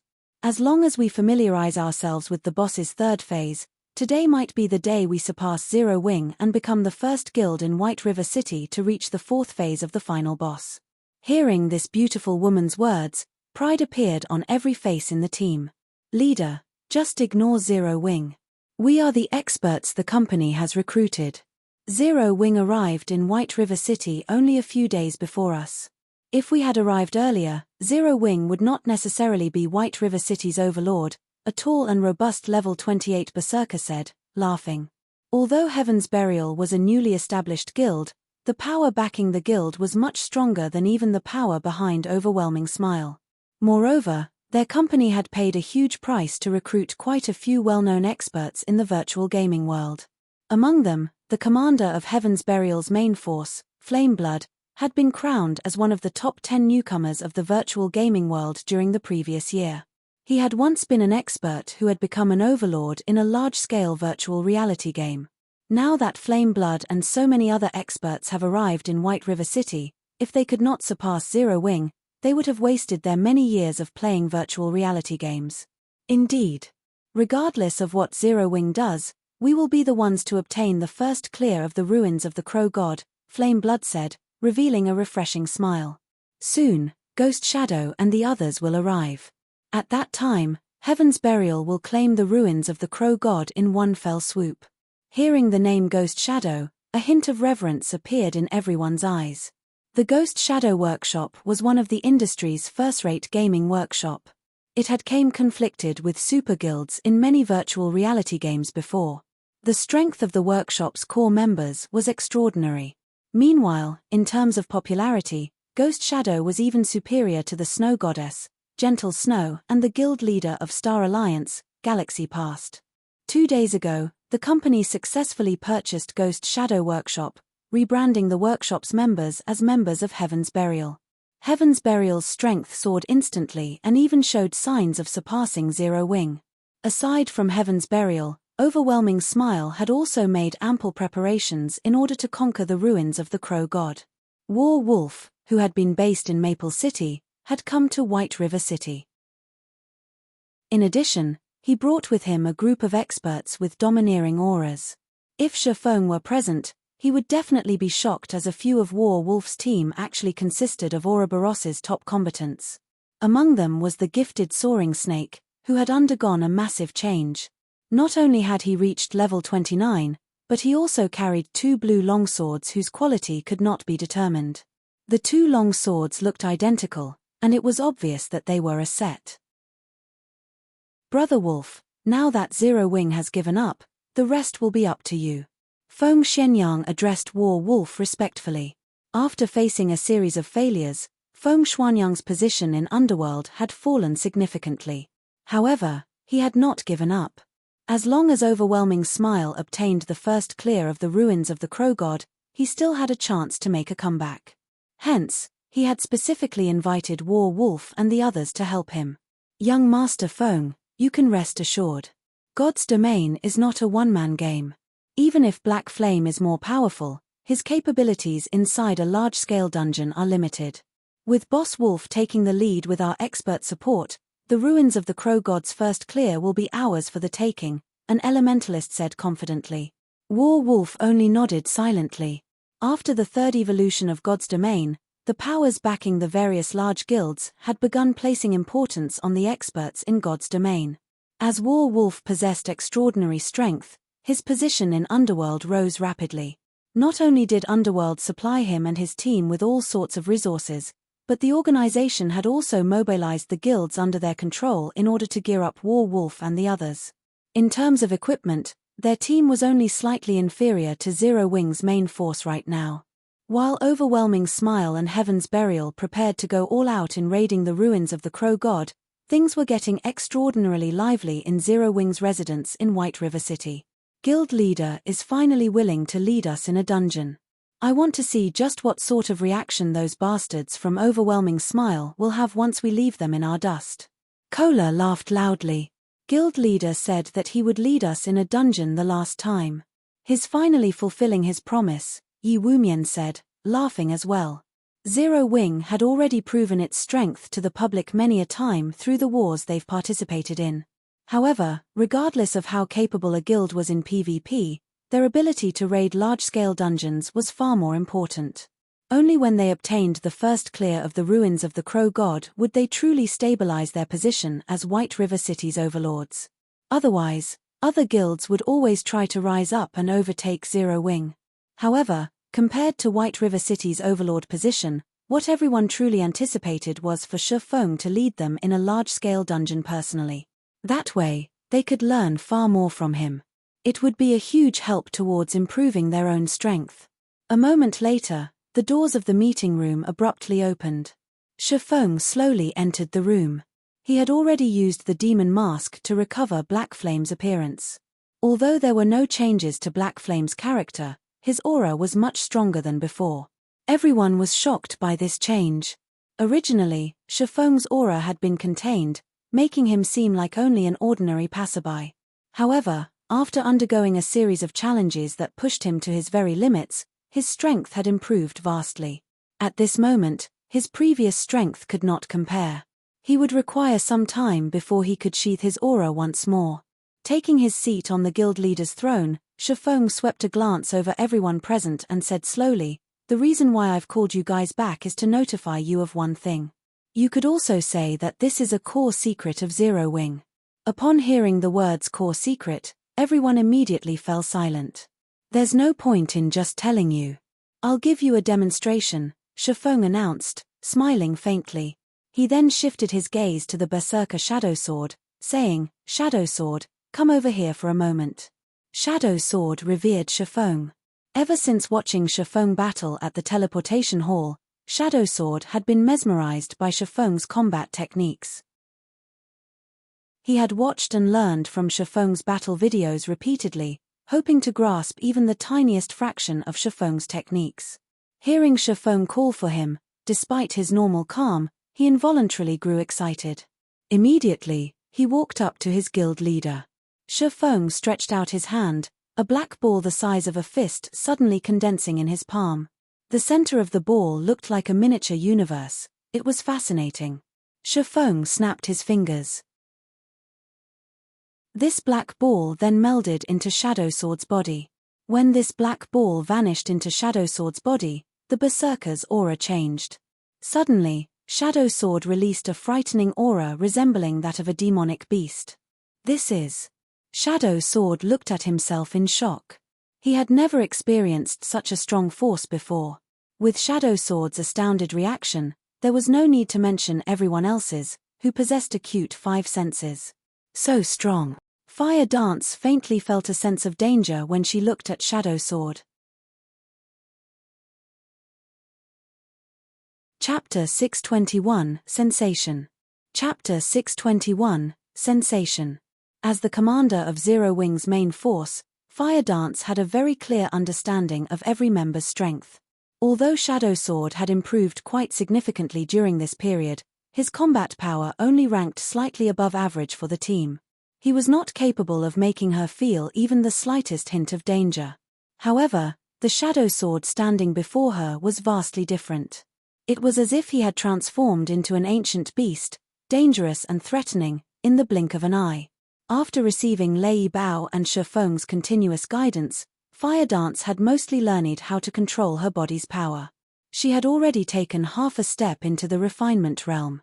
Her skill completion rates hovered around 85% as a result. She was considered a true top-tier expert. After factoring in the powerful attributes of her Tier 1 set equipment, the Dark Melody set equipment, very few players could triumph over her. Only monsters like Shifeng could possibly defeat her. Yet, now, Fire Dance felt that Shadow Sword had a chance against her. One could just imagine how massive of a buff Shadow Sword had received. "Guild leader, what is going on here?" Aqua Rose fixed her gaze on Shifeng. She very much wanted to know what had just happened. Everyone present turned to Shifeng as well, all of them sharing the same thought as Aqua Rose. If a few more of their team members suddenly become as strong as Shadow Sword, they would no longer be stuck at the Blue Fire Crow King's third phase. Every player here was a core member of Zero Wing. To ordinary players, they were considered absolute experts. Not only did they possess incomparably acute senses, But their intuitions were also very sensitive. Only by sheathing one's aura perfectly could they fool these players. Shifeng during their previous encounter was an example. Before this, he could hide his aura completely and disguise himself as an ordinary passerby. Players only realized what a monster Shifeng actually was after he took action. Seeing the fervent gazes directed at him, Shifeng could not help but laugh as he said, "I obtained an item that can increase a player's strength. As for how much of an improvement it grants, you guys can see that for yourselves. The power of darkness could increase a player's basic attributes by 30%. An increase of 30% was the equivalent of a player's combat power reaching a whole new level. For example, if a player possessed Tier 1 intermediate combat power, after their attributes increased by 30%, their combat power would approach the peak of Tier 1. Shadow Sword was currently level 28, and his strength was near the top of Tier 1 intermediate. He was close to approaching Tier 1 advanced. After the power of darkness's enhancement, his combat power would rise to the peak of Tier 1. Meanwhile, Fire Dance, who was currently level 30, already possessed combat power at the peak of Tier 1. Facing Shadow Sword, who similarly possessed combat power at the peak of Tier 1, it was only natural for Fire Dance to feel some danger from the Berserker. Of course, the power of darkness did not permanently increase a player's attributes. Rather, it gave players a Berserk skill that they could activate freely. Only, this Berserker skill had a slightly longer duration than ordinary Berserk skills. The power of darkness lasted a full 10 minutes and had a cooldown of 5 hours. Shadow Sword's sudden strength boost was due to the fact that the power of darkness had just melded with the Berserker, resulting in the Berserk skill activating immediately. However, this effect only lasted several seconds. Once it was over, the Berserk skill would become an active skill that players could use at any time. This had been the true power of the Black Demon Legion. Berserk skills were extremely rare in the entire God's domain. If every member of a legion possessed a Berserk skill that lasted 10 full minutes, one could just imagine how frightening they would be. This was also why the Dragon Phoenix Pavilion's Blood Legion had not been a match for the Fantasy Shrine's Black Demon Legion in the past. Guild Leader, how many people can that tool strengthen? As the vice leader of the guild, Aqua Rose was particularly concerned about this. If they could enhance many players, they could definitely raise the main force's combat power to a whole new level. Everyone's hearts began to pound upon hearing Aqua Rose's question. They, too, wished to become stronger like Shadow Sword. However, they all knew that such a buff could only be used on a limited number of players. It would not be easy to obtain a spot for themselves. Relax. Every member of the main force can obtain this power. Shifeng did not reveal the exact numbers to his guildmates. There were a total of 100 members in Zero Wing's main force. In addition, there were 200 reserve members. The 600 slots he had on hand were more than enough to go around. Everyone? Guild leader, you're not joking, right? Aqua Rose was inwardly thunderstruck. She seriously doubted Shifeng's claim. If every member of Zero Wing's main force could possess this power, then they could display astonishing combat power. Not to mention the hard mode ruins of the Crow God, they could even try Hell mode. I have not finished. I plan to choose some members from the second echelon to form the Black Demon Legion. This legion will focus on dealing with field bosses and 20-man Hell mode team dungeons. I'll leave this matter to you, Aqua. Shifeng did not wish to waste his remaining power of darkness. In the past, one of the duties of the Fantasy Shrine's Black Demon Legion was to grind and collect equipment through raiding various 10-man and 20-man Hell mode team dungeons. In a guild, even the elite teams would struggle to raid 10-man and 20-man Hell mode team dungeons. With the power of darkness, however, the difficulty of dungeons would fall sharply. It would be much easier to clear dungeons in the future. It was also this reason that had allowed the Fantasy Shrine to amass a ton of wealth. The greatest asset they could gain from raiding Hell mode dungeons was magic crystals. Normal mode dungeons very rarely dropped magic crystals. However, it was a different story for Hell mode dungeons. The drop rate in Hell mode dungeons was more than 10 times that of normal mode. The magic crystals could then be used to train the guild's elites and experts. Hence, Fantasy Shrine's overall strength had steadily increased in the past. In the end, the guild had become the overlord of the Black Dragon Empire, and even the Dragon Phoenix Pavilion had been forced to give way to Fantasy Shrine. In this life, Shifeng could use the power of darkness on far more players than Fantasy Extinguisher had been able to. Naturally, he had to utilize this benefit properly. A short moment later, every official member of Zero Wing's main force received the power of darkness. To Fire Dance and Violet Cloud, a 30% increase in attributes was colossal. Their combat power had already been at the peak of Tier 1. After using the power of darkness, they even qualified to contend with a Lord, which was the equivalent of a Tier 2 class, by themselves. Although they still could not win against a Lord, they could hold one off for a relatively long time. They could almost rival a great expert such as War Wolf. Only, they still lacked techniques. After strengthening the main force, Shifeng led Fire Dance and the others towards the ruins of the Crow God. Although Shifeng still had many things he needed to attend to, such as the teleportation magic array and the stables, the construction of these two required materials. These materials could only be obtained from large-scale team dungeons. Hence, there was no point in focusing on those items for now. An hour or so later. Ruins of the Crow God. An extremely tense atmosphere surrounded the 50-man team dungeon. Players crowded the vast plains around the ruins. The majority of these players consisted of guild players. The various large guilds in White River City knew that this was the juncture for the final sprint to claim the first clear of the ruins of the Crow God. It was highly possible that a lucky guild would obtain the first clear in the next second. Hence, many guilds' members anxiously waited outside the dungeon's entrance. If their guild's team required any tasks or additional supplies, these idle members would rush to get it done or delivered. Look, it's Zero Wing. Huh. Why are they here again? I thought they gave up. I don't think so. Look, even Black Flame has shown up. They must plan to go all out. This is going to be interesting. Just before this, Heaven's Burial also received backup from a group of experts. I heard that those experts were members of the Ghost Shadow Workshop. Every one of them is incredibly strong. As for Overwhelming Smile, they, too, dispatched a lot of experts. I wonder which of the three will emerge wearing the crown. I'm betting on Heaven's Burial. They have Ghost Shadow leading the team. Even super guilds are trying to annex the Ghost Shadow Workshop. Moreover, Heaven's Burial entered the dungeon a while ago. Zero Wing has only just arrived. Most likely, they are already too late. Upon noticing Zero Wing's arrival, everyone in front of the ruins of the Crow God began chatting among themselves. Guild leader, we have trouble. I've heard of Ghost Shadow before. He is definitely an expert among experts. Moreover, he has a group of reliable teammates with him. Now that they've been in the dungeon for quite some time, it will be difficult to compete over the first clear. Aqua Rose frowned slightly. She had heard plenty about Ghost Shadow. Shifeng shook his head.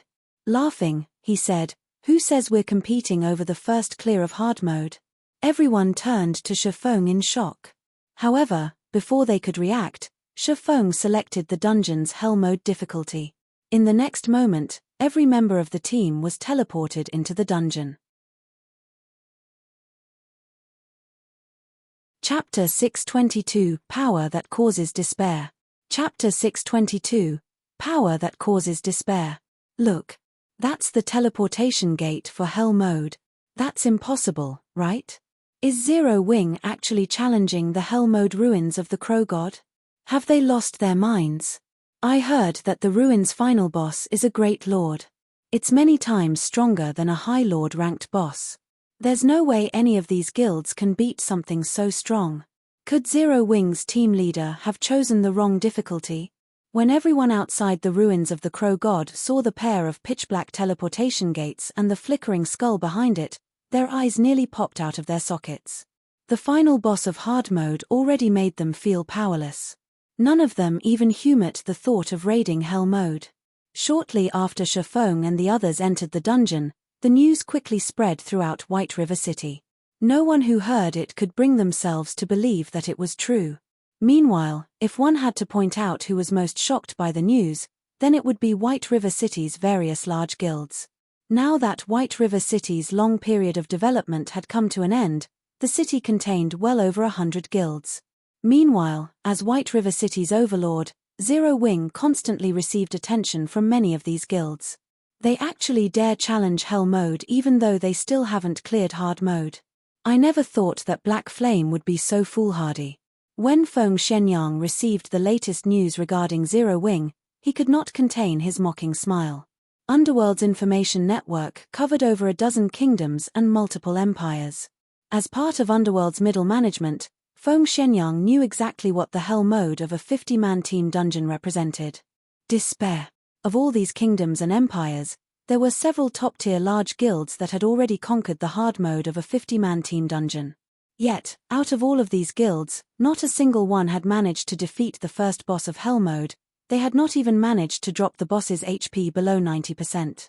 No matter which MT they tried, everyone died from a single hit. It was useless, regardless of how many healers the team had. In the end, these top-tier large guilds had no choice but to give up on raiding the Hell Mode of their respective 50-man team dungeons and had to shift their focus to 100-man team dungeons instead. Previously, Zero Wing had only reached the third phase of the Blue Fire Crow King, yet, now, they were actually trying to challenge Hell Mode. Even with 3 or 4 Shifengs, they still had no chance. Meanwhile, inside the ruins of the Crow God. Regarding the environment, there were not many differences between the Hell Mode and Hard Mode ruins of the Crow God. Collapsed shrines and towering statues littered the ruins. At this moment, however, Fire Dance and the others were extraordinarily tensed. Every one of them wore somber expressions. Haven't you guys fought up to the final boss of this place already? Why are you all so nervous?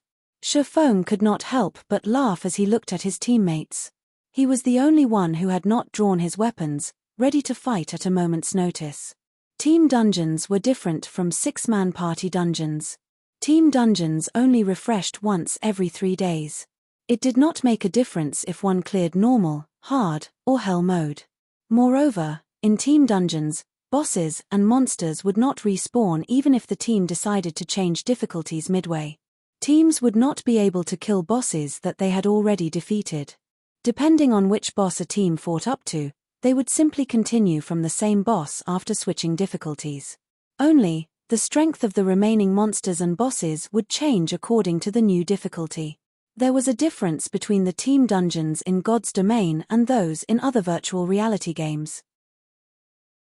Unlike other virtual reality games, the difficulty setting of team dungeons could only be increased, not decreased. In other words, if a team raided hard mode and defeated the first boss, but failed to defeat the second boss, they were not allowed to lower the difficulty to normal mode to continue raiding the dungeon from there. If they wished to change the difficulty of the dungeon, they could only raise it to hell mode. Previously, Fire Dance and the others had fought up to the final boss. Now that they had selected hell mode difficulty, the path to the final boss was quite safe. Everyone felt a little embarrassed when they heard Shifeng's questions. They had an instinctive fear of hell mode. Alright, let's take a look at the Blue Fire Crow King, Shifeng said, laughing. Fire Dance then led the way towards the final boss's nest. Meanwhile, as Shifeng followed, he called up the system interface. He was currently level 34 and was already far above the maximum level limit, level 30, to obtain the dungeon's first clear. He needed to reduce his level. Moreover, the Hell Mode Blue Fire Crow King was not a trivial opponent.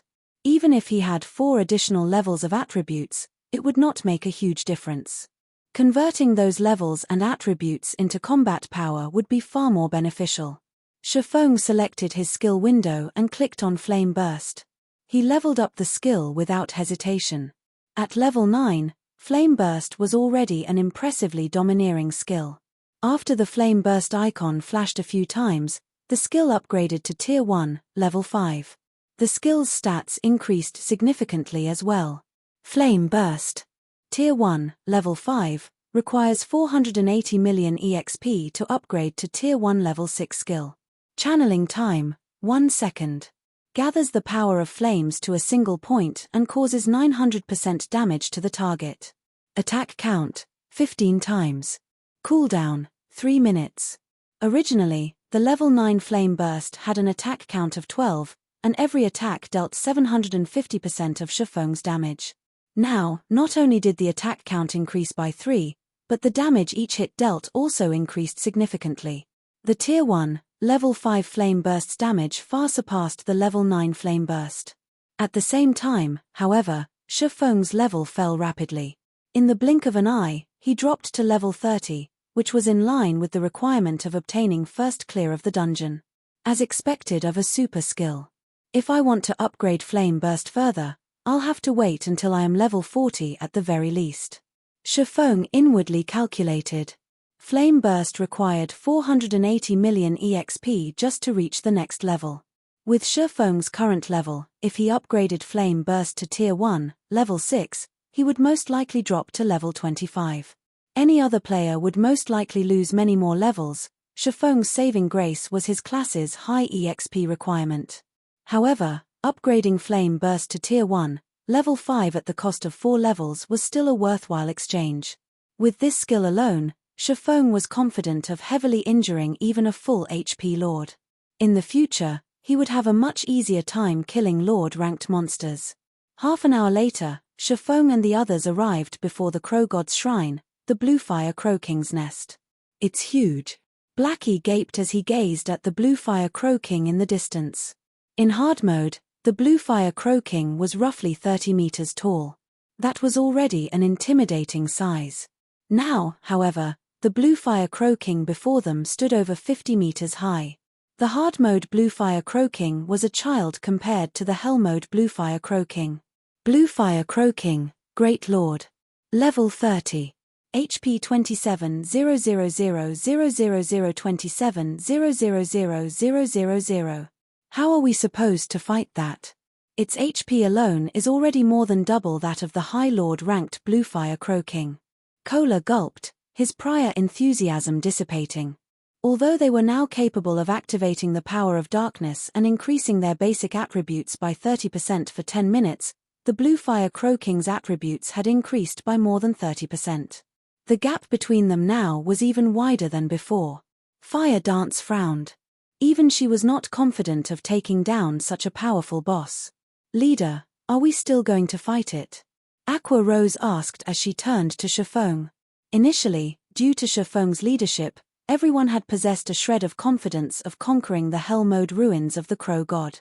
However, they had terribly underestimated the horrors of Hell Mode.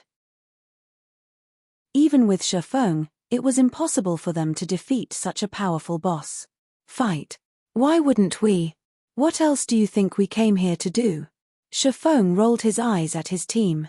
This was not the first time Shifeng had experienced the horrors of Hell Mode. Even if Shifeng went all out, he would require a long time to finish off the Crow King's 27 million HP. Not to mention, the Crow King would also recover 1% of its HP every 5 seconds. The Great Lord's battle recovery alone made for a frightening weapon. This was why an individual's power was extremely limited inside a team dungeon. Even though Shifeng was capable of withstanding the Crow King's attacks for a short period, he and his team could not deplete that much HP within such a short time. Of course, since he dared to come here, he naturally had a certain degree of confidence of emerging victorious. Otherwise, he would not have chosen to challenge Hell Mode. Time to put you to good use. Shifeng opened his bag and smiled at the Bible of Darkness. Chapter 623, Tier 2 Strengthening. Chapter 623, Tier 2 Strengthening. Looking at Shifeng, who was brimming with confidence, everyone's heavy hearts grew lighter. Although the Great Lord-ranked Bluefire Crow King was powerful, they still had a fighting chance against it. After all, dungeons were meant to be raided by players. They just had not figured out a proper raiding strategy yet. In the next moment, Shifeng retrieved the Bible of Darkness from his bag and began to chant the incantation recorded within. Emerge, Demon Gate. With Shifeng's light shout, the dark mist in the sky congregated to form a pair of dark grey gates. However, Unlike the demon gate Charlin had summoned, Shifeng's was far weaker. Not only was the size of the demon gate much smaller, but the aura it radiated was also ordinary. It lacked the ability to instill fear in others. Although the demon gate he summoned was significantly smaller, Shifeng did not particularly mind it. However, to Fire Dance and the others, who were seeing these gates for the first time, their expressions grew serious as their gazes locked onto the demon gate. As the demon gate slowly opened, everyone felt a sense of panic. A moment later, a purple demon, double the height of an average player, stepped out from the demon gate. When this purple evil spirit swept its eyes across the crowd before it, Fire Dance and the others instinctively raised their weapons, expecting a fight. There is no need to worry. This is a demon that I've summoned. Shifeng waved his hand, signaling for the others to calm down. It seems that my luck is quite good this time. It is actually a heart devourer, a tier 2 evil spirit. Heart devourer, evil spirit. Level 35. HP 1 200 0001 200 000. A tier 2 evil spirit was the equivalent of a lord-ranked monster. Although it did not possess as much HP as a lord of the same level, in terms of skills and intelligence, it was superior. It would be a massive help in a team dungeon. Although players could bring their personal guards to a dungeon, Kite's current level was too high. Moreover, in the off chance that Kite died, it would be extremely troublesome to revive him. Most importantly, personal guards took up dungeon slot. Hence, it was not worthwhile to bring a personal guard. However, Shifeng would not have to worry about such matters if he summoned a demon. Moreover, every demon possessed many skills and was proficient in a specific field. Take the Heart Devourer for example. It was proficient as support. Not only was it capable of weakening its enemies, but it was also capable of enhancing its allies' strength, which was why Shifeng was satisfied with his luck. A tier 2 demon.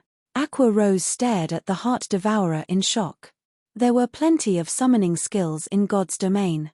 For example, the Summoner was a class that specialized in summoning creatures. However, even a tier 1 summoner would find it very difficult to summon a tier 1 creature. The majority of the current summoner players could only summon tier 0 creatures to fight for them. If tier 1 summoners already found it difficult to summon tier 1 creatures, there was no need to mention tier 2 creatures. That was practically a lord-ranked monster. The summoned creature would be able to move unhindered among the current players of God's domain. It could even display unimaginable strength in current dungeons. Alright, everyone get into positions. Maintain a distance of 10 yards between each other. Fight the blue fire croaking as you would the hard mode boss. Shifeng immediately began to issue commands, not wanting to waste any more time.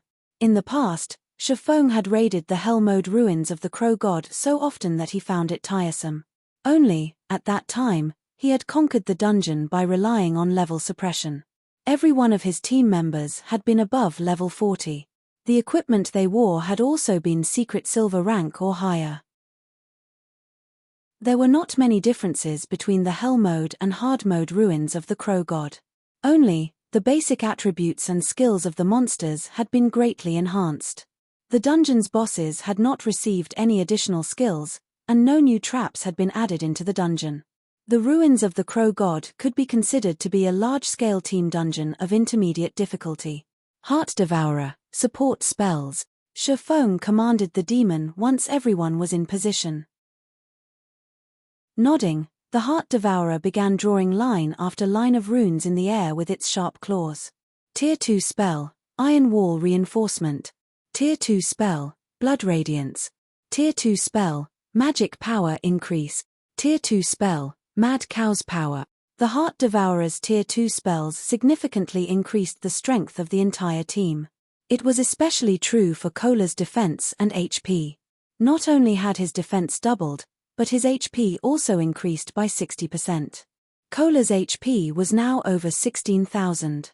As for Yi Wumian, the second-ranking MT on the team, his HP was also close to reaching 15,000. Due to the significant increase in defense, HP, and strength, it was no longer possible for the Great Lord-ranked Bluefire Crow King to kill them with a single hit. Damn, having Tier 2 support spells is just too awesome. Blackie grew excited as he discovered that the magic damage he dealt and healing effects he received had increased by 20%. With this, the team's damage and healing rose to a whole new level. Everyone finally understood why Shifeng wanted to challenge Hell Mode. With the assistance of these Tier 2 spells, it would be child's play to fight the hard mode Bluefire Crow King. Attack! Shifeng shouted as he unsheathed the abyssal blade. Kola and Yi Wumian immediately took the lead and charged towards the Great Lord. When there was still a distance of 150 yards between the two MTS and the Bluefire Crow King, the Great Lord noticed Kola and Yi Wumian. Caw! The Crow King's cry echoed throughout the shrine. It flapped its wings, sending black feathers, which were as large as the players themselves, flying at the two MTS. The densely packed feathers descended on the two MTS like raindrops, giving them no opportunity to dodge the attacks. Immediately, Kola and Yi Wumian both raised their shields to defend against the attacks. These feathers deal a lot of damage, Kola stated, aghast. In hard mode, the Crow King's feather attack only dealt around -200 to -300 damage per feather. However, due to the high number of feathers, Kola would receive more than -1000 damage per second, so the overall damage was relatively high. However, the Great Lord ranked Bluefire Crow King's feathers each dealt nearly -400 damage, and this was after his defense had doubled. If he did not have the assistance of the Heart Devourer's Tier 2 spells, he would most likely have received around -800 damage from each feather. When Kola and Yi Wumian were still 50 yards from the Bluefire Crow King, the Great Lord halted its feather attack.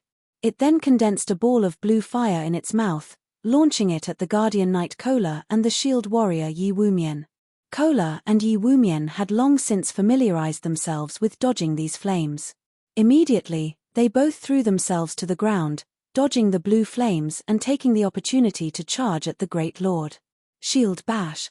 -1042. Violent Strike. -895. Kola and Yi Wumian sucked in a mouthful of cold air. Crap. Why is its defense so strong? Kola's eyes widened in shock when he saw the damage he had caused. After being strengthened by Mad Cow's power, his strength increased by 15%. His damage should have significantly increased as well. If he were facing the High Lord-ranked Bluefire Crow King, his damage would have easily surpassed -1500 points, yet, now, his attack had only dealt slightly over -1000 damage. While Kola was still in a daze, the Bluefire Crow King flapped its wings and slapped them at Kola. Reacting quickly, Kola raised his shield to protect himself. Boom!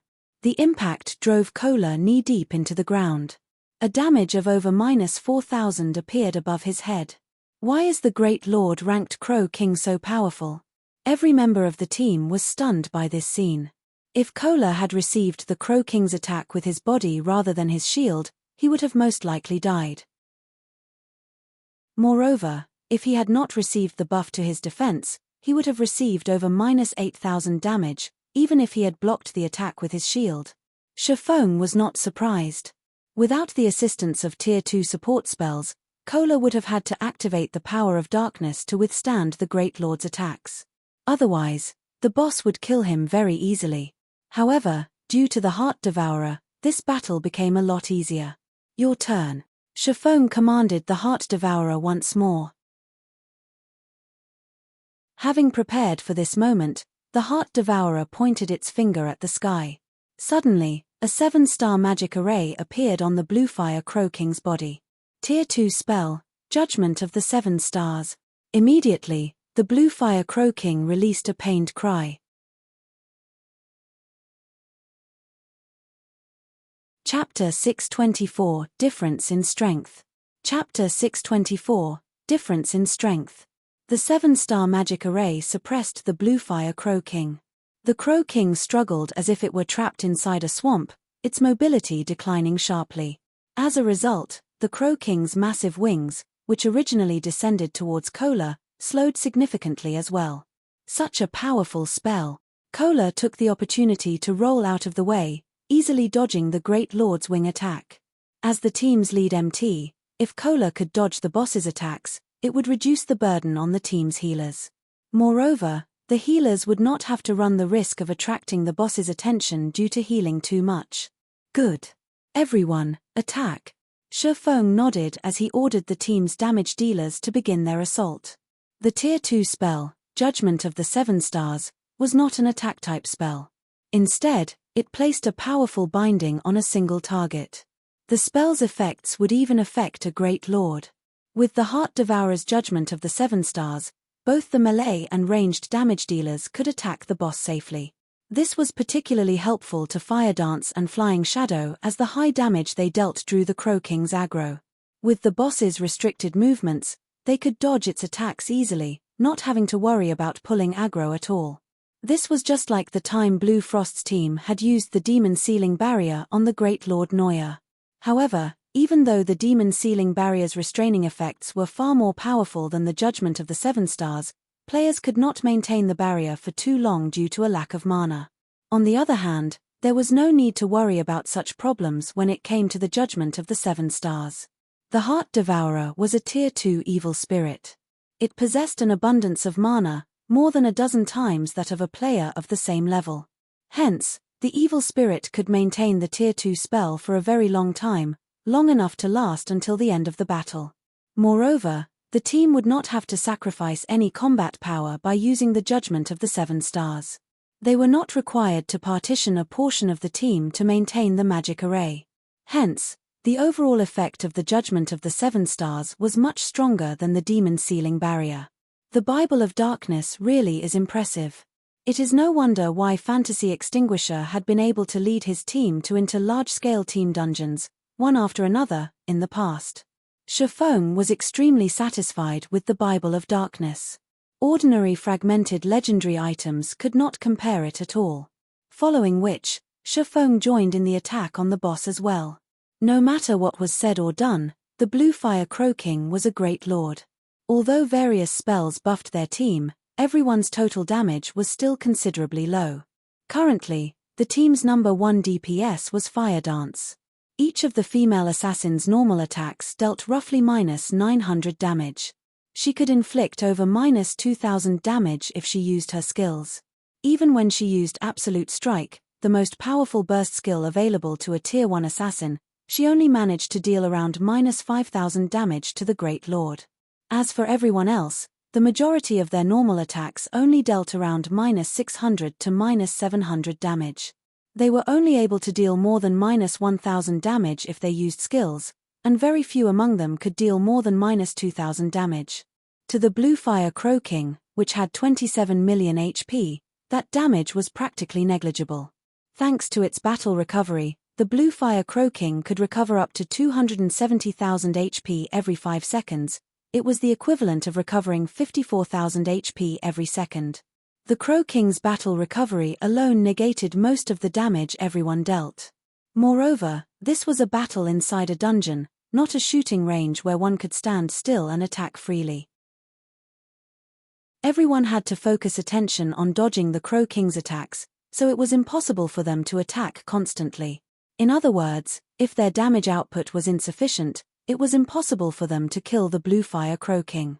Rather, the Great Lord would exhaust them to death first. Shifeng then activated Windwalk and circled to the Crow King's side. After activating the Aura of Fire, Purgatory Power, Phantom Kill, and 9 Dragon Slash, Shifeng began his assault on the Great Lord. As the Crow King's mobility was restricted, it could not avoid Shifeng's attacks. Every one of Shifeng's normal attack dealt over -1500 damage or -3000 damage with a critical hit. Due to the Abyssal Blade, he had a 50% chance of achieving a critical hit. The Abyssal Blade also increased the damage he dealt with each successful hit.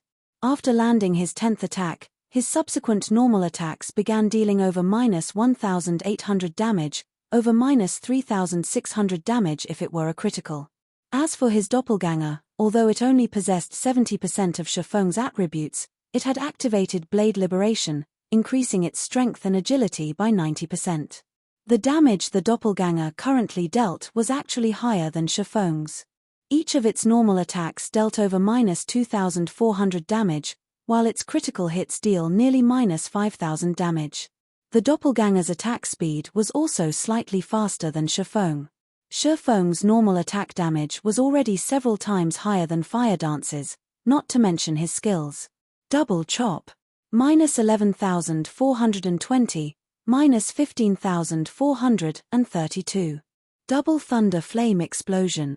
Minus 14,266, minus 20,164.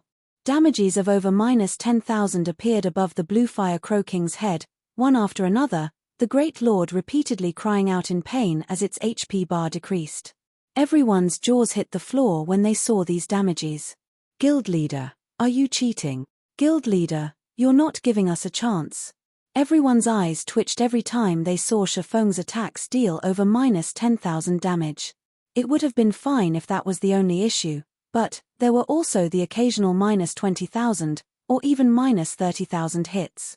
Shifeng's damage was over a dozen times higher than theirs. Their attacks were on entirely different levels. Originally, everyone had already treated Fire Dance as if she were a monster, as every time they raided a dungeon, Fire Dance's total damage always ranked at the top of the team. Moreover, her total damage was over 50% higher than the second place. Yet, what about Shifeng? Despite having only attacked for a short time, his damage had already surpassed Fire Dance by more than 8 times. His damage was the equivalent of half the team's total damage. None of them understood how Shifeng had achieved such a feat. Guild Leader, can't you give us some tips on how to increase our damage? Blackie felt as if this were the first time he had ever met Shifeng. Shifeng's damage simply defied common sense. Suddenly, Shifeng was the center of attention. It's simple. Increase your skill completion rates, Shifeng said. He could not help but laugh at everyone's serious expressions. His skill completion rate hovered around 95%, so he could increase his skills effects by an additional 50% or so.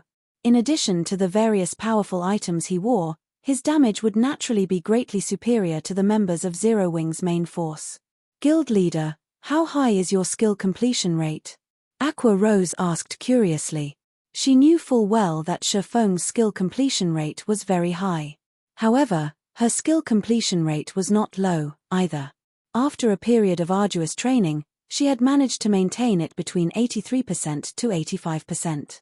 Throughout White River City, this completion rate was definitely considered top tier.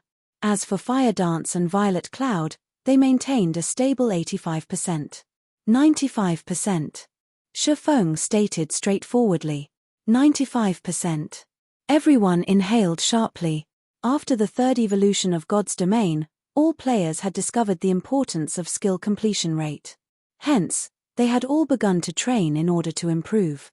However, even raising it by 1% was extremely difficult. It was especially true after reaching the 80% threshold. Yet, Shifeng had actually reached 95%, which was 10% higher than Fire Dance, the most powerful player in Zero Wing's main force. They all understood that at 85% completion rate, one would display 100% of a skill's effect. Meanwhile, every increment of 1% afterward would increase the effect significantly. It was simply inconceivable how high the skill's effect would be at 95% completion rate. Originally, none of them had any idea of Shifeng's strength. Now, however, they fully understood just how powerful their guild leader was. 95%. Fire Dance was similarly shocked. Looking at Shifeng, she inwardly swore, I will reach 95% as well. Is this the guild leader's strength? Shadow Sword's eyes glowed.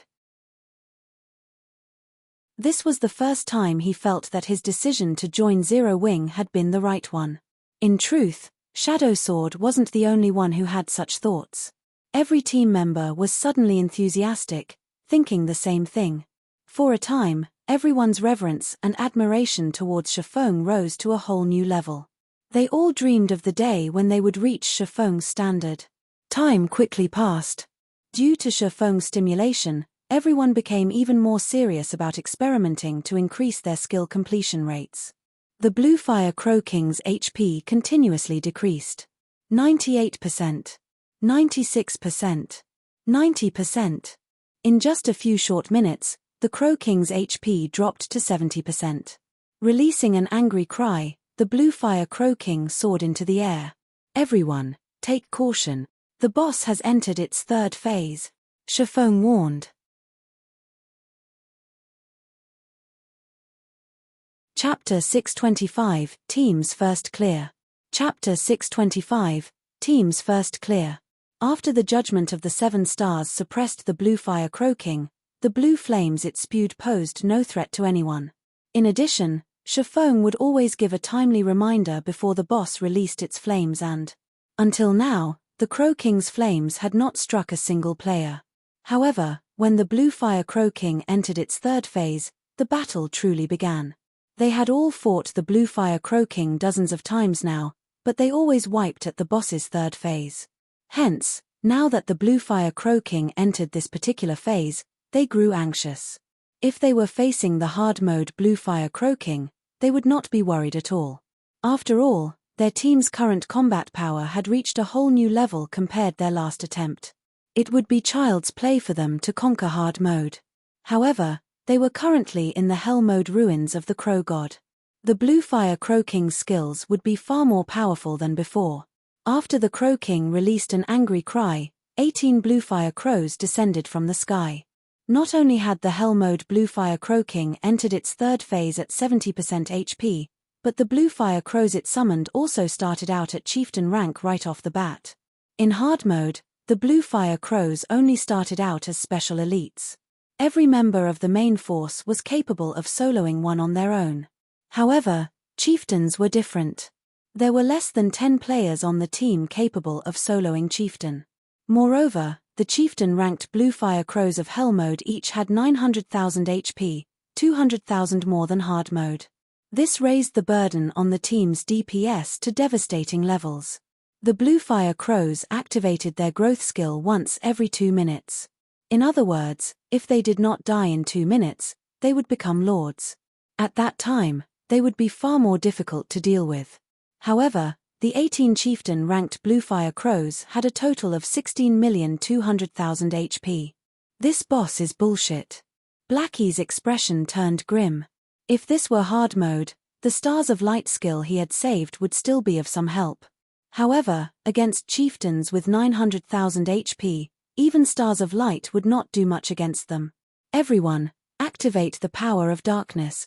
Hearing Shifeng's command, everyone did as he said, their basic attributes increasing by 30%. As the lead MT, Cola's HP instantly soared to slightly over 20,000. The shield warrior Yi Wumian's HP had also increased to more than 19,000. Both of their damages and reaction speeds had also improved. Turtle Dove, pull the Blue Fire Crow's aggro. All mags, get ready to cast your AoE skills on my command, Shifeng said unhurriedly. Immediately, Turtle Dove, a Guardian Knight with over 17,000 HP, charged into the group of Blue Fire Crows and activated Iron Will. All 18 Blue Fire Crows were caught within the skills range and were forced to focus on Turtle Dove. Following which, Turtle Dove activated Protection Blessing. The Tier 1 Protection Blessing could reduce its target's damage taken by 70%, 20% more than the Tier 0 version of the skill. The skill's duration was also slightly longer, lasting up to 20 seconds. However, the chieftain-ranked Blue Fire Crows were no trivial matter. Every one of their beak attacks dealt nearly -500 damage to Turtle Dove. Fortunately, although Turtle Dove had aggroed all 18 chieftains, only 6 could attack her at a single time. In other words, the Guardian Knight took nearly -3,000 damage with each wave of attacks. To Turtle Dove, who had over 17,000 HP, this damage was no threat. Following which, Turtle Dove received one heal after another, each heal recovering 1 or 2,000 HP for the Guardian Knight. The healers could easily stabilize Turtle Dove's HP. However, Protection Blessing only lasted for 20 seconds. Once the buff expired, she could not endure the simultaneous attack of 6 Blue Fire Crows. Good. Shifeng smiled. After finding a good location, he activated Skywheel Sword. As golden divine swords rained down from the sky, the 18 Blue Fire Crows were immediately trapped within the skill's effective area. Immediately, Damages of over -4,000 points appeared above the crows' heads. Of course, Turtledove, who stood in the center of this onslaught, received damage from Skywheel Sword as well. This was why AoE skills were not suited for dungeons. However, thanks to Protection Blessing and Iron Will, the Guardian Knight only received slightly more than -700 damage from Shifeng's attack. However, Shifeng was far from satisfied. Blackie, cast Guardian of Light on Turtledove, Shifeng said. Guardian of Light was one of Mavis's guard's additional skills. When cast, the target of the skill would become immune to all magic damage. The physical damage they received would also reduce by 80%, and they would recover 5% HP every second for 20 seconds. It was definitely a super life-saving skill. When Blackie waved his staff, a golden glow wrapped around Turtledove's body. Once she received the proper buffs, Shifeng no longer held back as he activated Heavenly Dragon's power. After his strength increased by 100%, he activated the Aura of Fire's skill, Firestorm. Just before the roaring flames devoured Turtledove, Shifeng switched the Aura of Fire to the Aura of Water, casting Life Bloom on her. Due to the Aura of Water increasing healing effects by 100%, Turtledove could recover up to 60% of her HP every second for 40 seconds. With Turtledove's HP, she was practically immortal for the moment. Although Firestorm dealt over -40,000 damage to the blue fire crows every second, the spell was ineffective against Turtledove as she was immune to all magic damage. Moreover, she had Life Bloom, which recovered over 10,000 HP for her every second, the healer's attention, and the cleric's truth shield. As a result, the damage the blue fire crows dealt was not even a scratch to her. Even if she stood still and did nothing, her life would not be in any danger. Everyone was immediately stupefied. Watching the female Guardian Knight Turtledove fight the many blue fire crows amidst the raging inferno, it seemed as if these destructive flames were no different than a breeze, safe and harmless. The more Turtledove fought, the more valiant she became. At this moment, she seemed like a goddess of war and fire, demanding reverence. Everyone, use your AoE skills, Shifeng commanded. A moment later, the team's mags cast their AoE skills. Although they were not as powerful as large-scale destruction spells, these AoE skills still dealt several thousand damage to the blue fire crows. Among them, Blackie's Stars of Light caused massive amounts of damage to the chieftains. The first wave alone dealt over -4,000 damage to each crow. The damage of every subsequent wave increased by 10%, lasting for a total of 15 seconds. Shifeng also looked for opportunities to use Dragon Breath, Thundering Flame, Flame God's Fury, Earth Splitter, Thunder Flame Explosion, and other AoE skills. 15 seconds later, the blue fire crows were in a half-crippled state, possessing less than 5% of their total HPs. A few unlucky blue fire crows that had received one too many critical hits had even died during these past 15 seconds. Of the 18 blue fire crows that had been summoned, only 11 remained. Shifeng's figure then swayed slightly as he sent several more strikes at these blue fire crows. Adding in the team's damage, they dealt with the remaining 11 blue fire crows in less than 10 seconds. Once the blue fire crows had been annihilated, it became much easier to deal with the blue fire crow king. Moreover, now that Shifeng had activated Heavenly Dragon's power, his damage against the Great Lord doubled. Within 3 minutes, the blue fire crow king only had slightly more than 1 million HP remaining. It's finally here. Shifeng smiled calmly. The blue fire crow king had a total of 4 phases. Everyone had thought that the most difficult phase was the 3rd phase. However, what everyone did not know was that the Crow King used its true trump card during its 4th phase. The blue fire Crow King would only enter its 4th phase when its HP fell below 1 million. That was also when the entire raiding team would be the most tired and relaxed. It would be at this moment that the Crow King would transform into a living inferno and become a fire crow. During this phase, any enemies within 50 yards would receive -1000 damage every second. However, that was only in the case of hard mode. In hell mode, players received -1600 damage every second. If the raiding team could not deal 1 million damage to the blue fire Crow King before every member died, they would team wipe. In the past, countless teams had repeatedly died at the fourth phase and had been unable to clear the dungeon all because they had lacked a true ultimate skill. Just as the Blue Fire Crow King's HP was about to fall below the 1 million threshold, Shifeng activated Blade Liberation, increasing both his strength and agility by 90%. He then activated Silent Steps and appeared behind the Blue Fire Crow King, and both his body and the Abyssal Blade began to release a brilliant glow. Divine Providence. Flame burst. Slash after slash struck the Blue Fire Crow King's back. Minus 122,154. Minus 61,846. Minus 122,454. After 15 consecutive strikes, the Blue Fire Crow King's HP, which had been slightly over 1 million a moment ago, bottomed out. The Crow King released a sorrowful cry before falling heavily to the ground. Chapter 626, Famous. Chapter 626, Famous. Inside the ruins of the Crow God.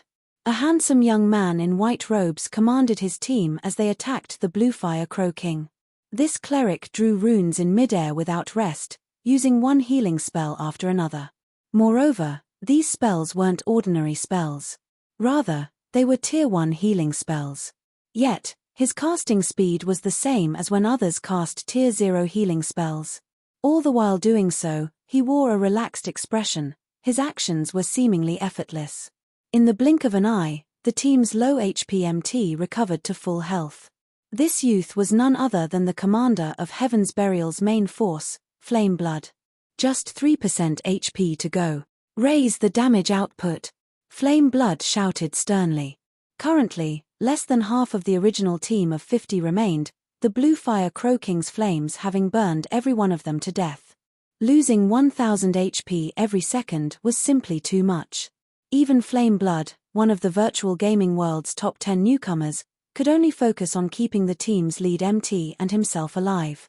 At best, he could cast instantaneous healing spells on some of the team's main DPS, though the effects were very weak.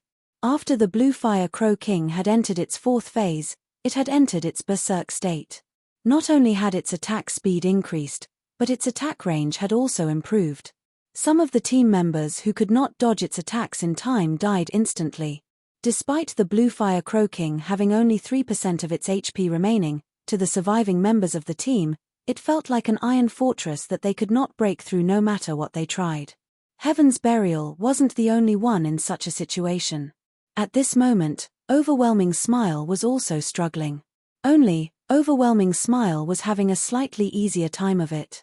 Though the Blue Fire Crow King they faced still had 4% of its HP remaining, they had more than 40 members still alive. The few deaths had simply been due to bad luck, and they had failed to escape the High Lord's attack range in time. Sure enough, it's not that easy to obtain the first clear of a 50-man team dungeon. War Wolf dodged the Blue Fire Crow King's attacks to the best of his ability by relying on Omnivision, the technique he was extremely proficient with. Although he could not dodge all of the High Lord's attacks, he was still capable of evading 1/3 of them. This greatly reduced the burden on the healers, leaving them with plenty of excess power to heal the other members of the team, keeping as many as possible alive. If not for a powerful lead MT like War Wolf masterfully redirecting the Crow King's attacks, it would have been impossible for so many members of the team to have survived until now. However, even so, this was the third time Overwhelming Smile had challenged the hard mode Blue Fire Crow King's fourth phase. The Blue Fire Crow King's HP gradually decreased. 3%. 2%. 1%. White River City Region System Announcement. Congratulations to Zero Wing for becoming the first team to conquer the hell mode of Ruins of the Crow God. All players on the team will be rewarded with 2 million EXP, 50 silver, 80 White River City reputation points, and 20 Star Moon Kingdom reputation points. Star Moon Kingdom Region System Announcement. Congratulations to Zero Wing for becoming the first team to conquer the hell mode of Ruins of the Crow God. All players on the team will be rewarded with 3 million EXP, 3 Tier 2 gemstones of random attributes, 100 White River City reputation points, and 50 Star Moon Kingdom reputation points. God's Domain Southern Continent System Announcement. Congratulations to Zero Wing for becoming the first team to conquer the hell mode of ruins of the Crow God. All players on the team will be rewarded with 5 million EXP, 1 Tier 3 gemstone of random attributes, 80 Star Moon Kingdom reputation points, and 5 humanity reputation points. The system announcement echoed in everyone's ears 3 times. How is this possible? Both Overwhelming Smiles and Heaven's Burial's teams were shocked speechless. The hard mode ruins of the Crow God had already caused them brutal headaches, yet, just as they were a thread away from success, Zero Wing snatched the lead and cleared the hell mode ruins of the Crow God. However, although they were shocked, none of them stopped what they were doing. Only, they were no longer as motivated as they attacked the Bluefire Crow King. A moment later, the High Lord-ranked Bluefire Crow King fell at Warwolf's feet. At that moment, the system announcement rang out once more. White River City Region System Announcement. Congratulations to Overwhelming Smile for becoming the first team to conquer the hard mode of ruins of the Crow God. All players on the team will be rewarded with 1 million EXP, 20 silver, 30 White River City reputation points, and 10 Star Moon Kingdom reputation points. Star Moon Kingdom Region System Announcement. Congratulations to Overwhelming Smile for becoming the first team to conquer the hard mode of ruins of the Crow God. All players on the team will be rewarded with 2 million EXP, 1 Tier 2 gemstones of random attributes, 50 White River City reputation points, and 20 Star Moon Kingdom reputation points. Compared to the previous system announcement, however, this announcement was meaningless. Zero Wing had already cleared Hell mode. On the other hand, Overwhelming Smile had only managed to clear hard mode. Rather than gaining glory, Overwhelming Smile had become a laughingstock. One could clearly see the gap between the two guilds. However, this gap was not due to Overwhelming Smile's weakness. Zero Wing was just too powerful. In the end, we still lost. A bitter smile appeared on Warwolf's pale face.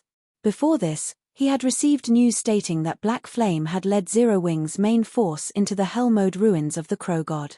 Although he felt that there was a possibility that Zero Wing would conquer hell mode, he had never expected that they would clear it so quickly. On Heaven's Burial side, the guild's main force also defeated the Bluefire Crow King. Sure enough, Zero Wing is not White River City's overlord for nothing. However, Heaven's Burial will not let this rest. Sooner or later, we will catch up to them. Fighting spirit filled Flame Blood's eyes. That is only a matter of course. It has been a long time since I've encountered such an opponent. It seems that Black Flame is quite formidable. The assassin with flowing straight hair beside Flame Blood was similarly enthusiastic. However, there was an undetectable coldness hidden in his gaze. He seemed like a beast that had just found new prey. Glancing at the assassin youth beside him, Flame Blood laughed and said humorously, "It seems that Black Flame is in for a tragedy." He actually attracted the attention of the famous Ghost Shadow. Heaven's Burial's future development in White River City will progress much more smoothly.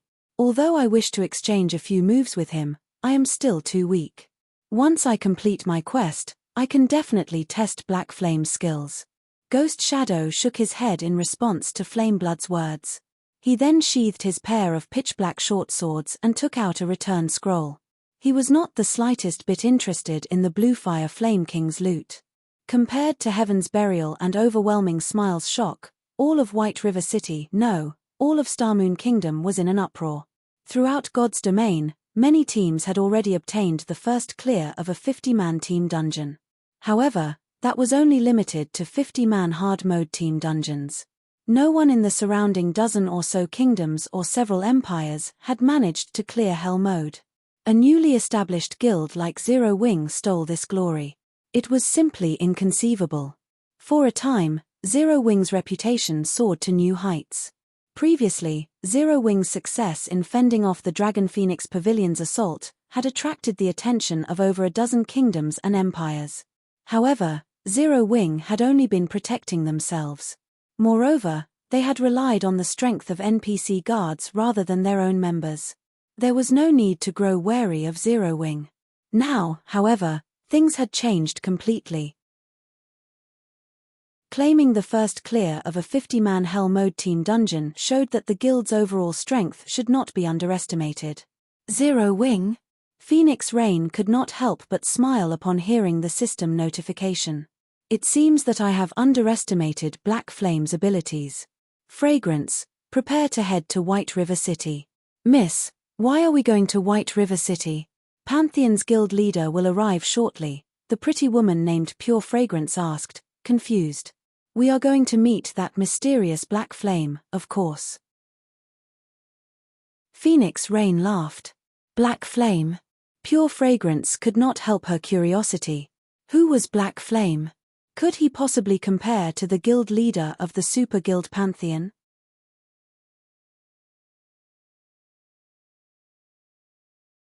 Chapter 627, Divine Bluefire Shield. Chapter 627, Divine Bluefire Shield. As the outside world reacted to Zero Wing's achievement, Shifeng busied himself with arranging the Bluefire Crow King's loot. System: Hell Mode Ruins of the Crow God has been cleared for the first time. Loot increased by 100%. Divine Providence would already increase the loot from the Bluefire Crow King. Now that the loot had doubled, items covered the ground. With a single glance, one could count more than 30 items, though the majority consisted of various rare materials. Is this the loot of a large-scale Hell Mode team dungeon? Blackie's eyes shone with wonder as his jaw hit the ground. Although Shifeng had yet to appraise the dropped items, based on their majestic appearances and magical rune engravings, it was obvious that the weapons and equipment that had dropped were anything but ordinary. Secret silver items couldn't even compare to these. Moreover, the Bluefire Crow King was a level 30 Great Lord, so everything it dropped would be level 30. To the team members who still wore level 25 equipment, this was a massive haul. Zero Wing had quite a few level 30 items now. After all, as the members of the guild's main force were mostly level 29 or level 30, they could raid level 30, 6-man party dungeons, 10-man team dungeons, and even 20-man team dungeons. Only, the quality and attributes of the equipment they obtained was not particularly good. Most were bronze or mysterious iron rank, and very little of their loot was secret silver rank or above. Every increase in 5 levels for equipment was the equivalent of a single increase in quality rank. If one could equip a piece of level 30 fine gold equipment, it would be the equivalent of equipping a piece of level 25 dark gold equipment. If they equipped a piece of level 30 dark gold equipment, that was the equivalent of wearing a level 25 item with attributes that were extremely close to epic rank. Currently, most of the top-tier weapons and equipment the various large guilds possessed was level 25 fine gold rank. Very few had any dark gold items. In addition, there were also level 30 secret silver rank and extremely few fine gold items.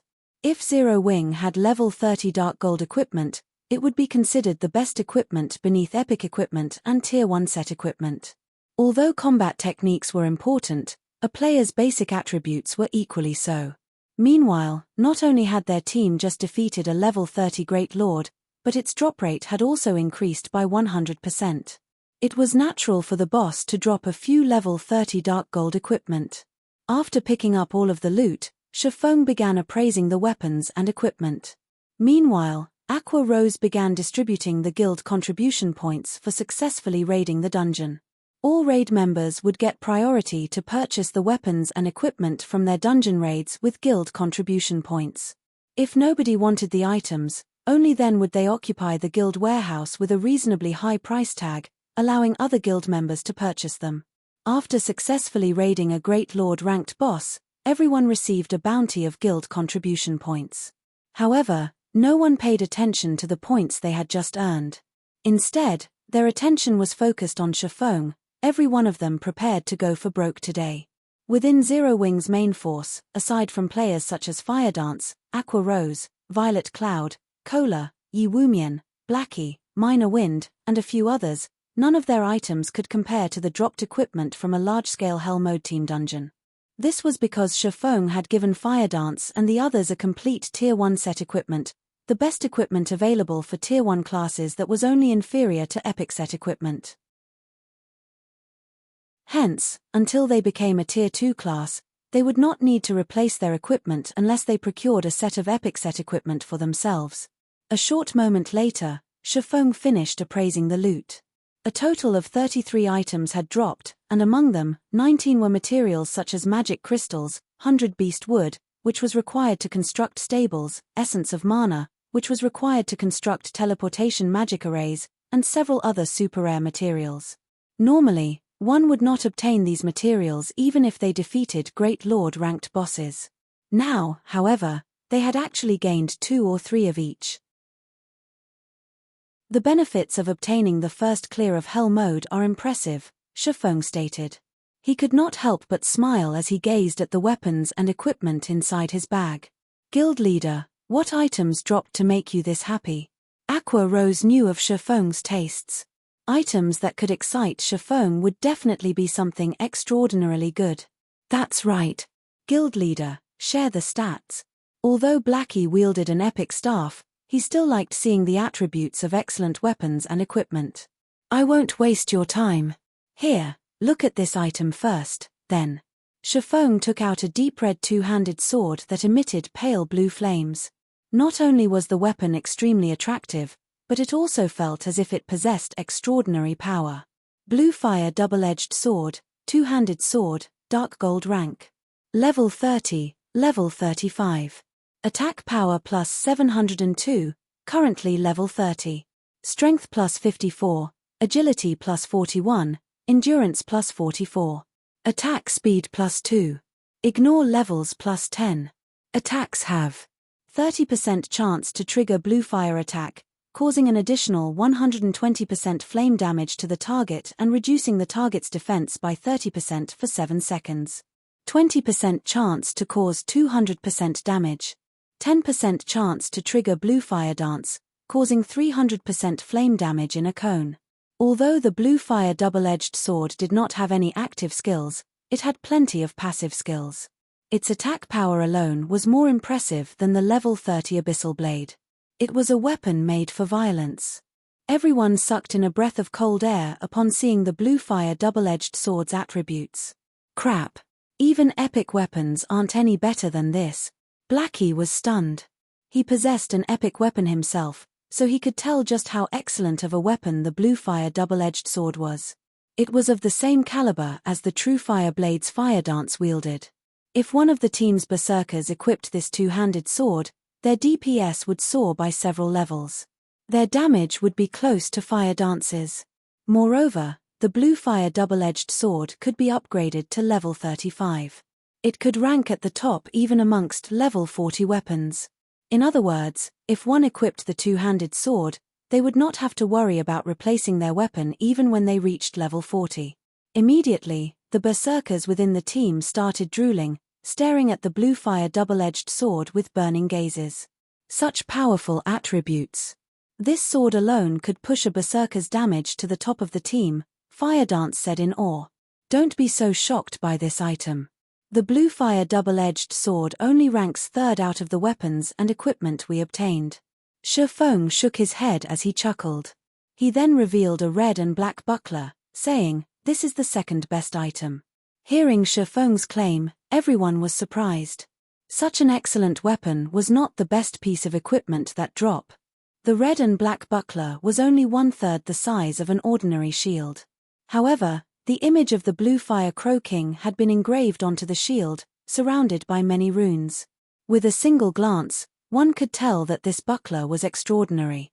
Divine blue fire shield, dark gold rank. Level 30, level 35.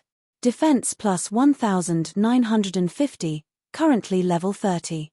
Equipment requirement, strength 220. Defense plus 550. Block rate, 42%. Strength plus 31, endurance plus 47. Evasion plus 15. Attack speed plus 2. Additional passive skill dash. Blue fire shield, absorbs 30% of the damage taken and converts it into blue fire. When accumulated damage reaches 5,000 points, causes 150% damage to an area of 3 by 10 yards in front of user. Additional active skill dash. Rising Fire, when activated, sacrifice 20% HP to transform blue fire into the armor of flames, increasing defense by 150% and strength by 40% for 30 seconds. Cooldown, 30 minutes. Chapter 628, Guild Mount. Chapter 628, Guild Mount. The moment the divine Bluefire shield appeared, hunger burned in the eyes of every MT on the team, even Cola drooled. The shield was crucial to any MT. It was the equivalent of half of an MT's life. Not a single MT would pass up an excellent shield. The best shield Zero Wing currently had was a level 25 dark gold shield. However, compared to the divine Bluefire shield, it was no more than scrap metal. Not only did the divine Bluefire shield possess extremely high defense, but it also had a powerful attack skill and berserk skill. If an MT equipped it, they would no longer be just a meat shield. The damage they could deal would be no less than what a normal DPS classes could do. This divine Bluefire shield's attributes are better than even the current first-ranking shield, the Blue Dawn. Aqua Rose was greatly shocked when she examined the red-black buckler. Most likely, this is the best shield currently available throughout God's domain. As the manager of a guild, Aqua Rose normally collected information on the various large guilds throughout God's domain. For example, she knew which guilds had been active recently, members of the main force of various large guilds, experts, and the latest powerful equipment. Blue Dawn was a level 30 dark gold shield. However, a super guild had obtained this shield through a quest, and it had made many other super guilds jealous. Many corporations had even offered an astronomical price of 1,000 gold for it. On the other hand, the divine Bluefire shield was a dark gold shield that would improve to level 35. Setting aside its basic attributes, just the passive skill Bluefire shield and active skill Rising Fire were excellent skills. The Bluefire shield was clearly more valuable than the Blue Dawn.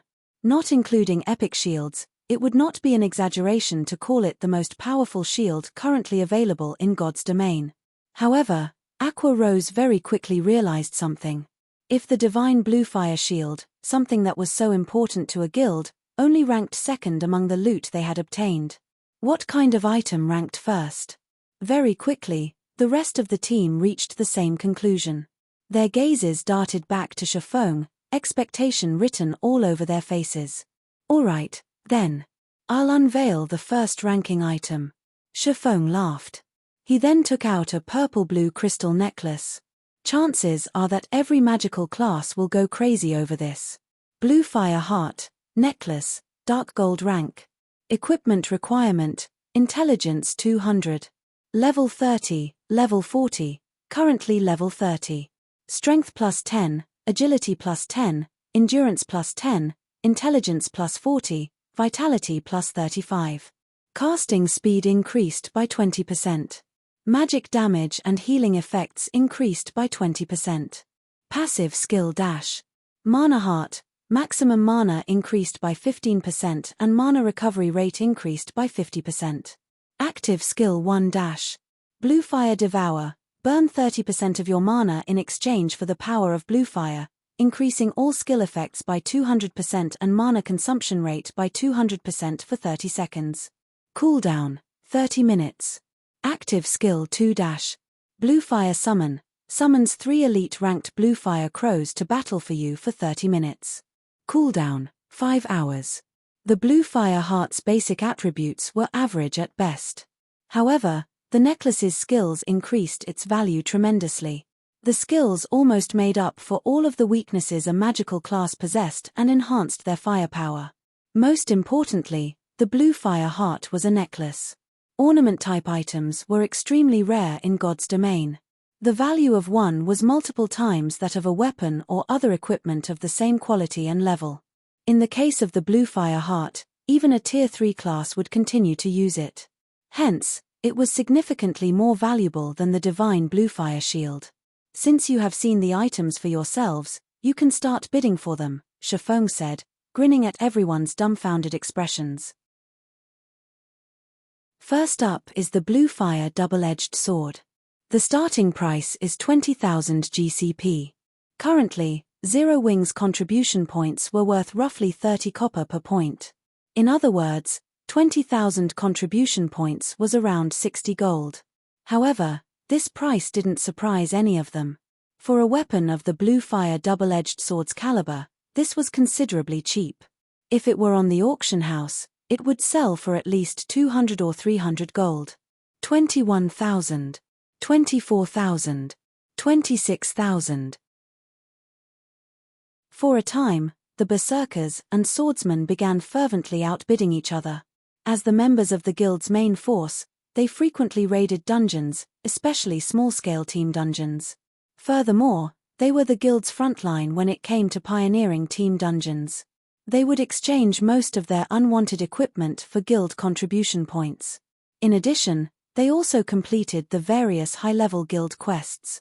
Hence, they had accumulated quite a lot of guild contribution points. In the end, however, the guild's current number 1 berserker, Rampant Blade, won the weapon for 40,000 contribution points. Kola won the second item, the Divine Blue Fire Shield, for 90,000 contribution points. However, this was practically Kola's entire fortune. It would be some time before he could compete with others for equipment. Aqua Rose bought the third item, the Blue Fire Heart, using 150,000 contribution points. As the guild's vice leader, Aqua Rose enjoyed certain benefits. In addition, she also frequently participated in dungeon raids and guild quests, so she had accumulated an extraordinarily high number of guild contribution points.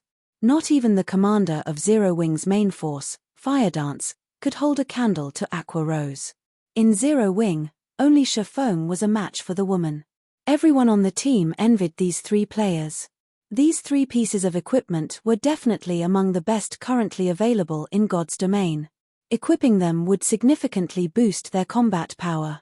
After all, no other guild in God's domain had managed to clear the hell mode of a 50-man team dungeon. Following which, various members of the team purchased other dark gold and fine gold equipment, increasing the overall strength of the entire team significantly. As for the other materials, he stored them in the guild warehouse. Everyone, head back to the city and get some rest. Our next goal is to challenge a 100-man team dungeon, Shifeng said slowly. Blackie, Fire Dance, Kola, Violet, and Aqua, stay behind. I'll need you guys to accompany me on a quest. Quest? Everyone could not help but grow interested. Shifeng was the publicly acknowledged number 1 expert in Starmoon Kingdom. Just what kind of quest would he need help with? However, everyone only wondered about it. None of them volunteered to assist. After all, weaklings like them would never survive a quest that even Shifeng would need help to complete. They needed a certain amount of strength before they could embark on such a quest. Otherwise, Shifeng would not have called the top-ranking experts of the guild to join him. After everyone else returned to the city, Blackie, who could no longer hold back his curiosity, asked, "Guild leader, what kind of quest are we doing? Why the need for such secrecy? Guild leader, is it an epic quest? I've been wanting to give an epic quest a try." Kola's eyes glowed. Epic quests? No one, other than Shifeng, in the guild had taken on an epic quest yet. First of all, ignoring how rare an epic quest was, they were simply too difficult. Moreover, in the event that one failed an epic quest, the consequences would be extremely severe. However, if one completed the quest, the rewards would be astonishing. Although I call it a quest, I need help capturing a wild beast. Shifeng shook his head and laughed. Capturing a wild beast? Everyone grew confused. It was possible to capture wild beasts in God's domain. However, capture was far more difficult than simply killing it for EXP. Even if one captured a wild beast, there was nothing they could do with it. At most, they could leave it in a corner and look at it. Most importantly, players had to spend a lot of money to capture a wild beast. Hence, at present, nobody was willing to spend their time on something so costly. Don't you want to capture a wild beast and ride it as a mount? Shifeng said, smiling.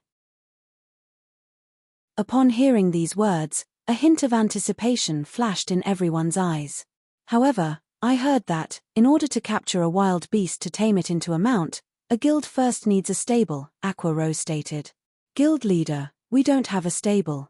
We'll have to challenge 100-man team dungeons to obtain one. Shifeng simply laughed without offering a reply. Guild leader, don't tell me that you already have the design, Aqua Rose asked in disbelief, her beautiful eyes widening as she stared at Chiffon. You're tuning in to the Celestial War YouTube channel. Don't forget to subscribe and join us on this journey to catch the most captivating stories.